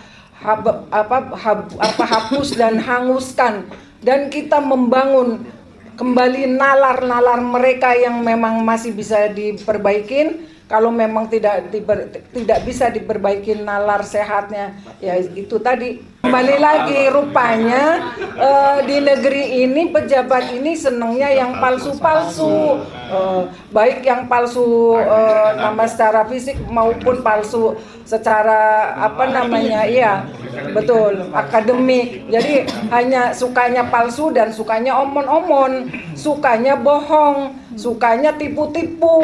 Jadi mari kita bersama-sama pada hari ini, alhamdulillah udah berkumpul dari berbagai lapisan. Mudah-mudahan Allah meridhoin langkah kita, Allah merestui semua perjuangan kita. Bukan kita mau memberontak, tetapi kita mau menumpas penjahat atau pengkhianat negeri ini. Seperti tadi yang Ibu sampaikan bahwa ada negara dalam negara, entah mereka pura-pura nggak tahu, entah mereka tidak menyadari, entah mereka karena ada dalam bagian itu sehingga mereka membiarkan begitu saja. Nah, saya rasa dari saya sudahin cukup sekian. Billahi taufik wal hidayah. Wassalamualaikum warahmatullahi wabarakatuh. Kita tetap semangat. Baik, terima kasih. Ini sungguh luar biasa ya, kita sampaikan jazakumullah khairan kasiron kepada para pejuang ya dari Jakarta dan sekitarnya. Kalau tadi saya menyimak apa yang disampaikan oleh Bang Nursasi ya, Nursam ya, bahwa adanya harapan bersatu Jawa Barat, Jakarta dan Banten. Kalau boleh saya katakan itu sangat mungkin, karena dulu itu Banten bagian dari Jawa Barat. Nah, tahun 2000-an kita relakan Banten mandiri karena kita menghormati Banten itu ada kesultanan. Kalau Banten mandiri jadi coraknya Kesultanan Banten, kita bersyukur. Tapi kita tidak ridho kalau Banten misah jadi bagian dari aguan atau oligarki seperti itu. Nah, kemudian saya perlu sampaikan bahwa kita ini khususnya API Jabar itu sudah juga memantau terkait dengan proses perjuangan PIK. Nah, saya justru dulu pernah menyengaja datang ke Banten sengaja satu mobil, 6 orang. Nah, ini yang hadir ini ada Ustadz Hari, Pak Luki. Nah, perbarengan aksi FPI DPD di gedung Gubernur Banten. Saya masuk di dalam. Saya perhatikan, tapi kami kan bukan orang Banten itu. Saya lihat itu dialog dengan PJ Gubernur Banten. Itu tidak tahu masalah sampai debat dengan Ustadz Hafidin ya. Itu di depan saya, Ustadz Hafidin di samping saya itu. Nah, setelah itu saya diajak oleh Bang Hojinuddin ke Kesultanan Banten. Kita ketemu dengan Sultan Banten, diskusi. Terus kita ketemu dengan Kiai siapa? Fathul Azim. Kita ketemu, kita diskusi. Nah, setelah itu saya menyimak ada juga perwakilan dari aktivis Banten yang berdiskusi dengan Bang Hojinuddin. Besok mau ada rapat, katanya begitu ya. Terus saya pantau ini pergerakannya seperti apa. Dalam pandangan kami, ini di Banten seperti ada banyak simpul dan ada banyak ya kreativitas dan marhalat metodologi dan sebagainya. Nah, kita ini dengan siapa berpatron kira-kira begitu untuk terlibat. Nah, ini makanya ketika Bang Hojinuddin datang kemari menyampaikan ada rencana bersama para tokoh pejuang Banten, kita sangat apresiasi sekali. Nah, sehingga di forum ini kita kan ini bukan forum curhat ya. Saya sepakat dengan tadi Bang Azam, kita buat pernyataan bersama. Setelah itu kita akan melakukan rapat-rapat teknis tentang aksi. Nah, ini kami perlu sampaikan, insya Allah mudah-mudahan ini teman-teman juga di API istiqomah. Dulu kita yang mengawal sidang Ahok, Pak. Jadi ketika Ahok dilaporkan itu tanggal 17 tanggal 7 Oktober. Saya waktu itu hadir juga ke Mabes Polri. Tanggal 14 Oktober aksi Habib Rizik dengan UBN dan sebagainya. Nah, kemudian kita di Bandung buat tanggal 21 Oktober. Ya, kemudian tanggal 28 Oktober kita aksi lagi. Nah, kemudian tanggal 18 November itu aksi di Bandung, di Jakarta 4 November. 212, kemudian aksi 212. Nah, sidang Ahok itu tanggal 13 Desember 2016 pertama. Persidangannya 6 bulan. Sampai tanggal 9 Mei. Alhamdulillah kita dari Bandung setiap pekan selama 20 kali persidangan berturut-turut setiap pekan mengirimkan utusan dari 1 bis sampai 4 bis setiap persidangan. Nah, karena kita pada waktu itu sangat paham dan memang dengan siapa kita melakukan sinergisasi gitu ya. Nah, sekarang mungkin ini kalau masalah penanganan kan orang-orang yang ada dari Jakarta yang lebih paham dari kita. Jadi kita tidak akan terlalu banyak menyampaikan masukan, paling juga ke hal-hal teknis. Nah, tapi nanti mungkin ada perwakilan apa yang akan bisa kita lakukan dan kemudian langkah-langkah taktis seperti apa yang bisa kita kerjakan. Sehingga harapan-harapan tadi ibu-ibu, bapak-bapak untuk bagaimana bisa melakukan perjuangan bersama ini perlu bisa kita lakukan ya. Nah, jadi saya usul ini konkret. Kita mohon maaf ini kan ada draft ya, yang nanti kita akan buat pernyataan sikap yang siap, yang berkenan untuk kemudian menjadi bagian daripada penandatangan atau yang membuat pernyataan setidak-tidaknya resolusi Bandung Jakarta. Nah, supaya nanti berkah dan tenang. Ini dari Bandung mungkin tidak akan ada banyak yang disampaikan.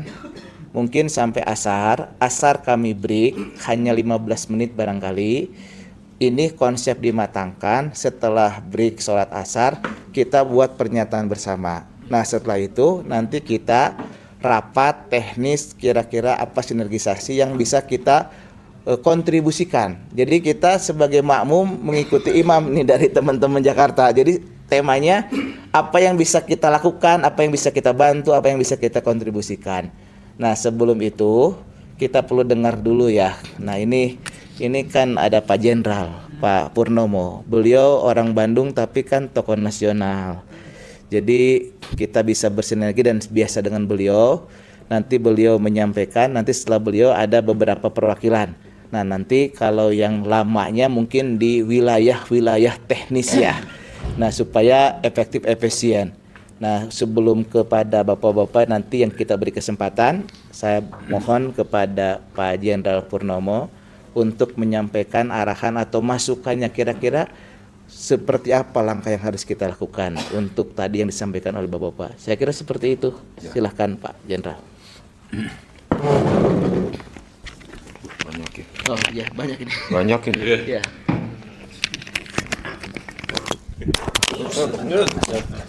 Awas jatuh jenderal. Apa? Apa? Rezekinya banyak ini. Iya, iya. Assalamualaikum warahmatullahi wabarakatuh. Waalaikumsalam warahmatullahi wabarakatuh. Sebelum saya jelaskan tentang situasi ya. Iya. Ini Pak Asep ini pertama kali kita masalah Rempang di Bandung itu kita bikin demo dulu dan deklarasi di depan Gedung Merdeka. Iya. Salah satunya Pak Asep saya sudah sampaikan bahwa Rempang dari awal bukan investasi tapi invasi. Iya, betul. Dari awal itu. Betul. Baik, saya akan jelaskan kepada Bapak Ibu. Terima kasih saya diundang. Situasi negara tidak baik, ya, semakin tidak baik.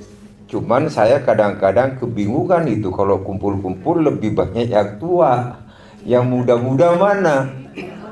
Ya, masalahnya perjuangan ini belum tahu sebulan, 2 bulan, setahun, kan belum tahu gitu. Kita manusia lahir nggak tahu lewat keluarga siapa dan kapan kita dipanggil Allah juga nggak tahu. Nah, yang muda-muda mana? Maksud saya untuk estafet ya. Saya masih muda. Masih muda boleh Pak. Baik, saya jelaskan. Setelah Perang Dunia Kedua Pak, untuk menguasai satu negara itu tidak perlu seperti zaman dulu Belanda menguasai se-Indonesia begitu. Enggak perlu lagi. Tapi dikuasai secara kehidupannya. Negaranya tetap berdiri tapi kehidupannya diatur. Nah, ini yang terjadi sekarang. Baik. Kemarin saya jadi salah satu pembicara dari ini Pak Nursam, panitia termasuk saya tentang kumpul-kumpulnya purnawirawan. Tujuannya adalah mensupport Presiden Prabowo untuk berani berbuat demi kepentingan bangsa dan negara. Mensupport. Nah, selanjutnya ya terserah beliau kan, masukan kita. Baik. Situasi secara politik, ideologi tidak baik kita sekarang. Untuk menguasai republik ini kuncinya hanya 2. Nah, Bapak Ibu yang hadir di sini nyangkut nih. Yang pertama, kuasai TNI. Hancurkan kekuatan TNI, dikandangin TNI-nya. Karena kenapa? TNI itu lahir dari rakyat. Pandu dulu. Itu ya. Baru menjadi tentara keamanan rakyat, baru menjadi profesional seperti sekarang. Beda dengan sejarah negara lain, beda-beda. Yang kedua, kuasai adalah tokoh-tokoh masyarakat, khususnya tokoh Islam, karena republik ini negara yang mayoritas Islam. Ya. Tadi Bapak Ibu udah tahu, saya orang Jawa Timur, saya orang Sumeneb, Madura saya. Ini banyak orang Maduranya. Jadi kalau ngomong Madura, ya boleh tanya sama saya, karena saya salah satu ketua Dewan Pembangunan Madura sampai sekarang. Terus situasi orang Islam sendiri sekarang diacak-acak. Ada kelompok inilah. Saya tidak mengatakan yang benar yang mana, tetapi harusnya pemerintah hadir untuk menyelesaikan ini, menyatukan kembali kekuatan Islam. Karena benteng pertahanan yang nomor 2 setelah TNI adalah umat Islam. Ini tidak hadir. Nah, sekarang bapak-bapak yang ada di sini harus melakukan itu. Kumpul jadi satu, menjadi satu kekuatan. Yang di Jawa Barat menjadi satu kekuatan. Jangan ada kelompok-kelompok. Saudara kita yang di Banten juga orang Islam, ya saudara kita. Ini harus muncul. Sekali saya katakan tadi bahwa republik ini sedang tidak tahu. Saya bilang, saya tidak mengatakan sebulan lagi, 2 bulan lagi, tidak aman. Baik. Secara politik, ya Bapak sendiri tahu gitu ya. Ini situasi politiknya tidak jelas gitu ya. Mau dibawa kemana? Tetapi yang pasti adalah apa yang diterima Pak Bowo adalah rangkaian dari 10 tahun sebelumnya. Kalau istilahnya boroknya sudah akut. Nah, Ibu dokter nih, ya disembuhkan rada-rada susah Bu dokter ya. Potong aja kakinya ya. Ya betul Ibu. Jadi maksud saya perlu kita dorong Prabowo untuk berani berbuat. Rakyat harus mendorong, gitu, mengingatkan. Nah, baik selanjutnya masalah ekonomi. Takut yang bapak-bapak nggak kebagian waktu nanti. Ekonominya, pemerintah kadang-kadang bingung saya, tidak hadir ya.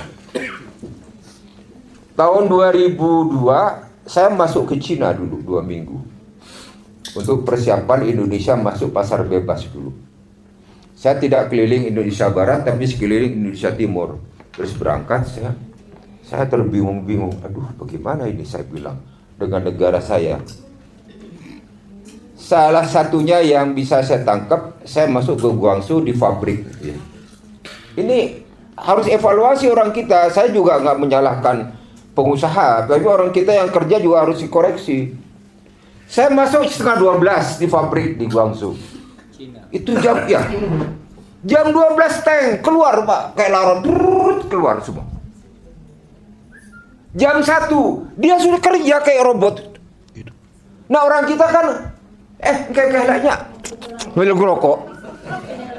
Disiplinnya nggak ada, ngopi heula.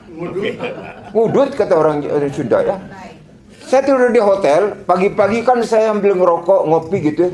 Lihat manusia keluar dari bawah, dari subway, seperti lari itu Pak. Takut ketinggalan, takut telat. Saya bukan bela Cina, tapi yang baik kita contoh. Ya, dia ketakutan Pak, takut terlambat. Kembali lagi kalau orang kita, enggak. Itu ambil ngerokok ngudut helaknya, gitu. Maaf saya bahasa Sundanya agak kasar. Saya dulu sama mertua juga gitu. Bapak jangan marah kalau saya pakai bahasa Sunda terus kasar. Oh enggak apa-apa Mas, kata gitu. Karena bukan orang Sunda saya. Yang kedua, tentang ekonomi. Pemerintah sekarang mengimpor barang-barang kembali lagi itu di Cina ya. Terus saya masuk ke salah satu toko. Terus dibawa ke pintu gitu ya. Masuk. Itu di dalam tas-tas perempuan yang juta-juta itu cuma 100.000 cuman. Kecuali orang itu benar ahli dalam bidang barang itu, nggak dibuka dalamnya resletingnya, nggak kelihatan kalau itu tiruan. Yang aneh adalah tidak ditangkap. Saya di Bandung, lama di Bandung, dinas di sini saya lama. Jadi saya setelah pulang Timur dulu langsung diminta masuk Bandung. Ya saya di Intel, di Kodim Kota. Jadi saya tahu isinya Bandung ini, saya tahu. Manusia pergerakan Bandung saya tahu.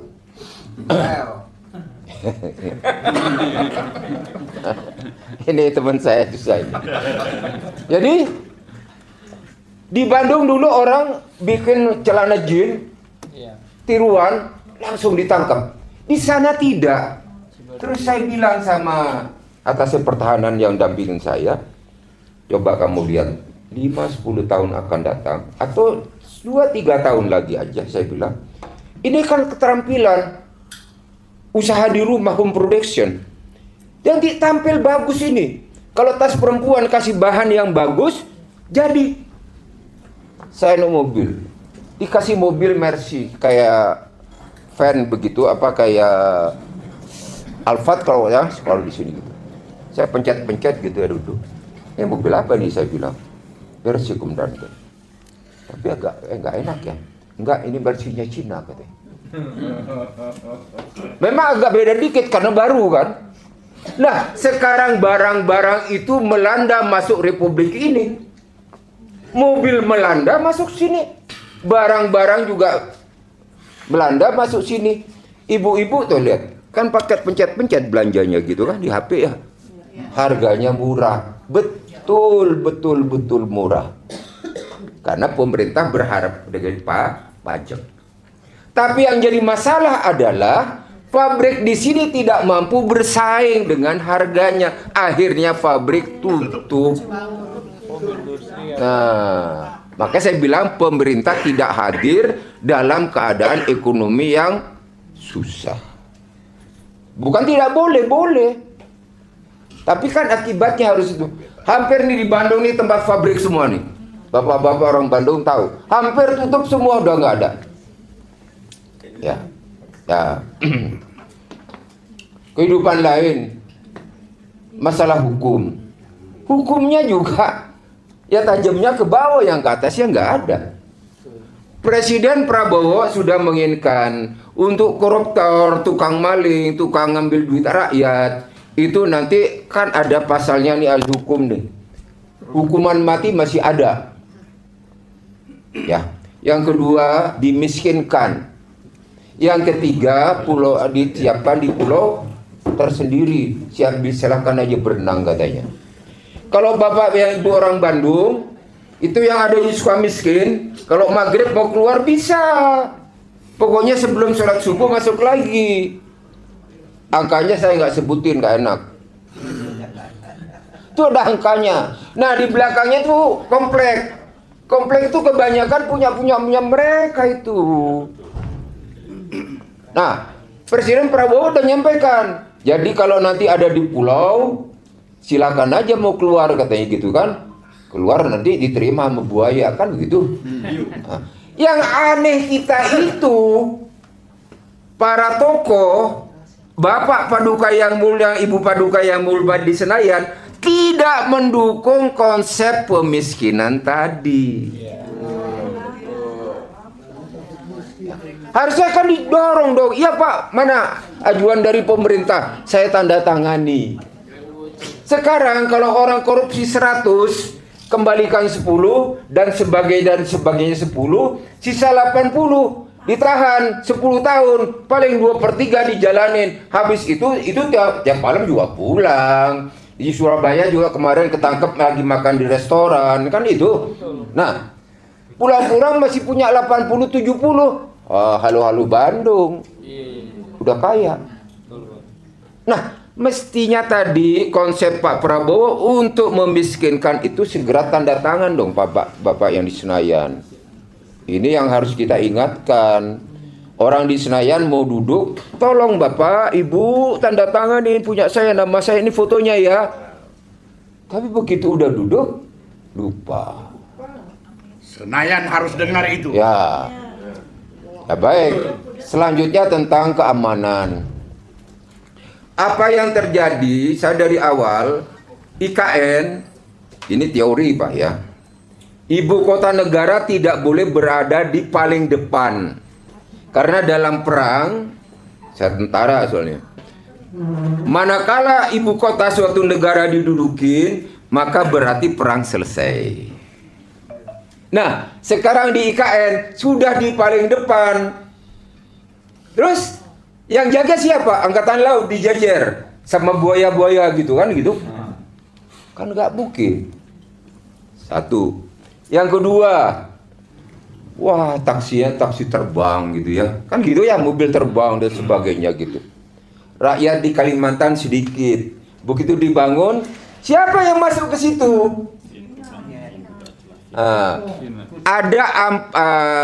Ada satu negara yang penduduknya 1,5 miliar lebih, 400 juta harus masuk republik ini. Harus keluar dari negaranya. Sebagian besar memilih republik ini. Tadi bilang Ibu ya, Ibu Kurnia kalau nggak salah, orang kita pemaaf, diterima dengan baik. Sekarang kita masuk ke PIK, mau PIK 1, mau PIK 2. Ketua RT-nya siapa? Cina. RW-nya siapa? Cina. Yang bikin KTP siapa? Ya sudah. Bapak Ibu nggak akan tahu berapa jumlah yang sebenarnya. Nah, seandainya separuh 200 juta masuk republik, kemarin saya pembicara di Purnawirawan, saya ingatkan itu. Ya. pertemuan dalam puasa dengan Pak Gatot Nurmantio, saya ingatkan, awas. Seandainya itu 200 juta masuk Republik, kita 270, terus mereka yang sudah ada di sini, seanak beranak, ya gitu ya, tambah orang-orang kita yang komprador pengkhianat itu, maka posisinya satu-satu. Maka di dalam pernyataan Purnawirawan kemarin, segera kembali ke Undang-Undang Dasar 45, karena pasal yang mengenai presiden, kata warga negara Indonesia aslinya itu sudah dihilangkan oleh Profesor Saetapi dulu. Nah, udah meninggal beliaunya ya. Ya, itu kita harus amankan dari situ. Nah, kalau itu tidak kembali dulu, manakala maaf, saya bukan Allah. Pak Prabowo berhalangan tetap, maka nomor 2 akan naik. Kan begitu. Atau terjadi sesuatu, semua yang namanya warga negara, mau dia asli mau tidak asli, pribumi atau tidak, berhak menjadi presiden. Itu yang terjadi di Singapura. Jadi sampai kiamat pun nih, Nusa bilang kiamat, saya ikutin aja nih. Nah, Perdana Menteri, karena itu parlementer, yang berkuasa tuh Perdana Menteri, presidennya cuma wayang tok, nggak ada apa-apanya. Ya silakan Melayu seperti itu. Tapi Perdana Menteri yang mengatur kehidupan itu, tidak akan ada orang Melayu. Nah, silakan Bapak Ibu maunya yang mana milih. Nah, itulah kenapa kita di dalam pasal itu. Dan yang kedua, saya perlu mengingatkan, yang dimaksud Purnawirawan kembali ke UUD 45 bukan terus seutuhnya seperti itu. Kata Bung Karno, saya baca buku Bung Karno, karena saya ingin tahu mana tokoh-tokoh Indonesia, saya buka, ya saya baca. Saya yang baik-baik ya saya ambil, yang nggak baik ya saya nggak ambil. Kelak kemudian hari, kalian perlu sempurnakan Undang-Undang Dasar ini, karena waktunya kami sangat pendek. Nah, maka di dalam pernyataan Purnawirawan kembali ke UUD 45, hal-hal yang perlu disempurnakan atau yang masuk 2002 dianggap baik, nanti dimasukkan di dalam adendum. Aslinya tidak dirubah. Nah, yang adendum tadi dilakukan, cocok, lanjutkan. Tidak cocok, ganti lagi. Tapi yang pokok 45-nya tidak boleh hilang. Ini supaya saya menjelaskan, jangan nanti interpretasinya negatif terhadap Purnawirawan. Enggak. Kita tidak seutuhnya begitu. Maka dulu saya pertama kan, yang lain nanti Pak jeda waktu. Oh ya waktu, oke. Sedikit. Maka dulu tentang UUD 45 saya dari Purnawirawan dulu yang membuat pertama kali buku itu, namanya kaji ulang. Ya, kenapa kaji ulang? Karena pada waktu itu masih orang alergi terhadap tentara. Oh, tentara begini, itu tentara begini. Padahal kita tentara tidak bermaksud untuk menguasai republik ini, tidak. Terakhir dari saya, masalah yang terjadi nanti keamanan tidak baik, ya. Makanya kemarin saya nyanyi sepotong. Saya penyanyi kamar mandi soalnya. Jadi kok panjang nggak bisa saya. Jangan biarkan rakyat hidup sendiri. Kan gitu kan. Jadi kalau rakyat hidup sendiri, marah sendiri, nggak ada yang kontrol, rusak Indonesia. Pada saat kita pecah, disitulah orang asing masuk dan selesai Indonesia. Betul. Itu maksud saya kemarin. Saya rasa itu nanti kalau ada apa-apa di luar ini nanti mau ngobrol lagi, saya siap. Wassalamualaikum warahmatullahi wabarakatuh.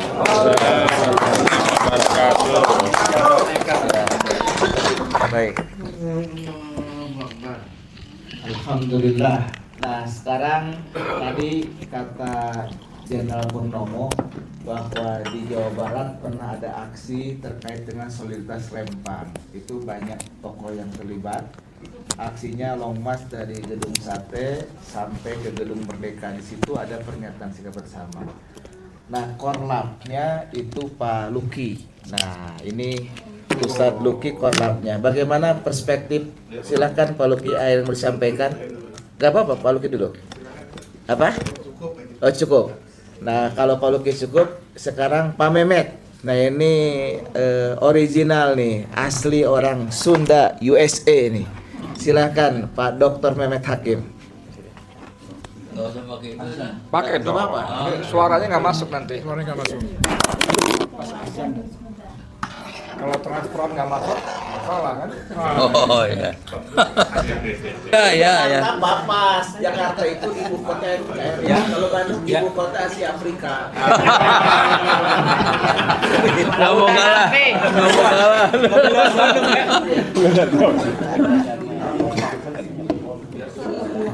Kasih kode ya YouTuber. Sebentar, untuk tempat pernyataannya di sini nanti. Iya. Oh, ke depan. Iya, Pak. Nanti bisa langsung muter itu kamera. Kita ke sini. Oh ya. Enggak backlight. Oh ya. Di sini. Iya. Berarti kita di bawah, terus ibu-ibu di belakangnya gitu aja ya. Ibu-ibu di depan. Udah siap. Oke, bismillahirrahmanirrahim. Saya persilahkan dulu biar tahu siapa yang bicara. Shooting Pak. Iya, shooting. Tenang, aman. Baik. Bismillah, Bapak Ibu sekalian, skorsing kita buka kembali ya. Kita cabut skorsingnya. Sekarang kita dengarkan, kita simak penyampaian dari salah satu tokoh Jawa Barat, yaitu Bapak Dr. Mehmet Hakim. Kepada beliau waktu dan tempat dipersilahkan. Nah, ini Pak. Kalau itu betul Pak, belum jatuh. Oke, bismillahirrahmanirrahim. Terima kasih atas kesempatannya. Jadi saya ingin menjelaskan kondisi Banten. Itu aja dalam kaitan dengan PIK 2 ini. Jadi di sana itu ada 3 faksi lah, besarnya gitu. Banyak sebenarnya, tapi kita ambil 3 faksi. Nah, 2 faksi Kesultanan dengan faksi Ma'ruf Amin, itu sama sependapat menolak PIK 2. Oke. Nah, yang agak repot, yang 2 ini juga masih belum bisa nyatu. Belum bisa bersatu dalam artian belum bisa bersatu dalam artian belum bisa larut gitu ya. Yang kedua ya, tadi yang satu faksi ini faksi yang terakhir ini itu umumnya pro ke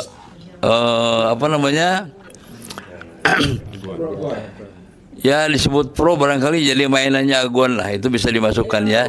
Ini kelompok pemerintah daerah ya, dari mulai bupatinya, camat sampai kepala desa dan premannya barangkali ini masuk dalam kelompok itu. Nah, kelompok-kelompok inilah yang sering dimasuki oleh kelompok Aguan supaya manuver-manuvernya itu bisa lebih bebas. Jadi bagaimana kita bisa menyetop ini? Pertama, dua faksi yang tadi menolak PIK 2 ini harus betul-betul menjadi satu. Ditambah dengan bantuan moral dari DKI dan Jawa Barat ya.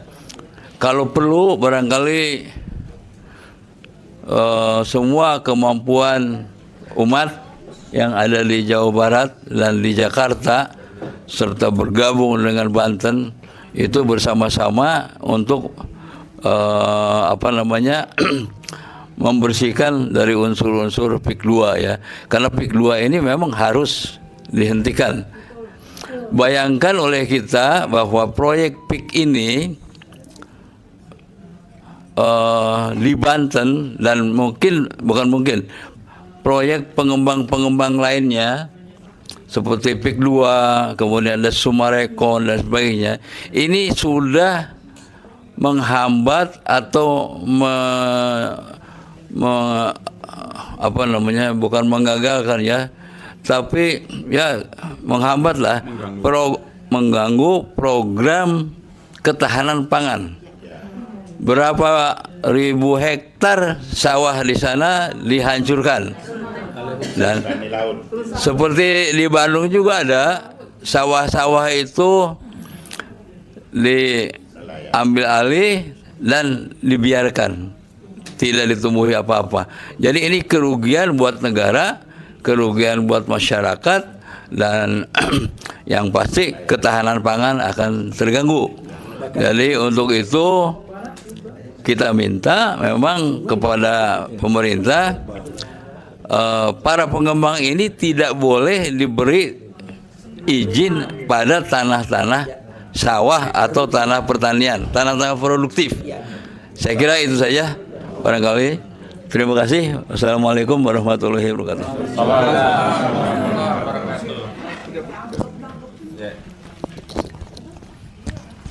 Baik, seluruh peserta konsolidasi, juga seluruh rakyat Indonesia yang menonton acara ini, insya Allah terakhir agar konkret, komitmen kita akan dibacakan dalam bentuk pernyataan sikap bersama resolusi Jakarta Bandung, resolusi Bandung Jakarta, Bandung Jakarta ya. Bismillahirrahmanirrahim. Resolusi Bandung Jakarta, tolak PIK 2, stop kezoliman proyek Aguan dan Antoni Salim. Kezoliman proyek PIK 2 saat ini telah, sedang, dan terus berlangsung menzolimi rakyat Banten, khususnya yang ada di sekitar Kabupaten Tangerang.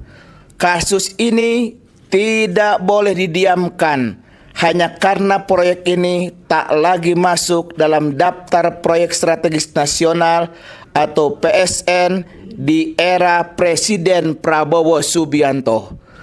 Meskipun proyek ini berlokasi di Provinsi Banten, namun segenap rakyat Indonesia wajib mendukung perjuangan rakyat Banten, karena jika Banten bisa dikuasai oleh oligarki, maka setiap jengkal tanah rakyat di Republik ini akan mudah untuk dikuasai. Berkenaan dengan hal itu, kami segenap ulama, tokoh Bandung Jakarta menyampaikan sikap sebagai berikut. Pertama, menuntut Presiden Prabowo Subianto untuk segera menghentikan proyek PIK 2 di wilayah Banten dan seluruh proyek penguasaan tanah di seluruh wilayah Indonesia. Kedua, menuntut Presiden Prabowo Subianto agar memproses hukum seluruh pihak yang terlibat dalam proyek yang menzolimi rakyat Banten, termasuk terhadap Aguan dan Antoni Salim, baik terkait kasus pagar laut, kasus sertifikat laut, hingga perampasan tanah rakyat di wilayah daratan Provinsi Banten dengan modus tipu muslihat, intimidasi, hingga kriminalisasi dan menyiapkan invasi bangsa lain. Ketiga, menuntut negara hadir dan menyelesaikan kasus ini dengan mengembalikan seluruh hak-hak rakyat, sekaligus menghukum Aguan dan Antoni Salim selaku pemilik proyek PIK 2 untuk membayar seluruh kerugian yang diderita rakyat Banten dan negara di proyek PIK 2. Membatalkan seluruh proses pengalihan hak atas tanah di seluruh PIK 2 karena banyak yang melanggar hukum. Jika permasalahan PIK 2 ini tidak segera diselesaikan, kami khawatir terjadi konflik horizontal di tengah masyarakat dan disintegrasi bangsa karena rakyat merasa negara tak hadir dan mengambil jalan penyelesaian dengan caranya sendiri-sendiri. Kita semua tentu tak ingin masalah ini justru memantik persoalan yang lebih besar yang mengganggu stabilitas, persatuan dan kesatuan bangsa Indonesia. Keempat, mendukung penuh 8 poin pernyataan sikap Forum Purnawirawan Prajurit TNI tanggal 17 April 2025 di Jakarta dan 4 poin syarat tambahan dari elemen civil society yang disampaikan oleh Muhammad Said Didu dalam forum tersebut untuk menyelamatkan bangsa Indonesia agar segera dilaksanakan oleh Presiden Prabowo Subianto.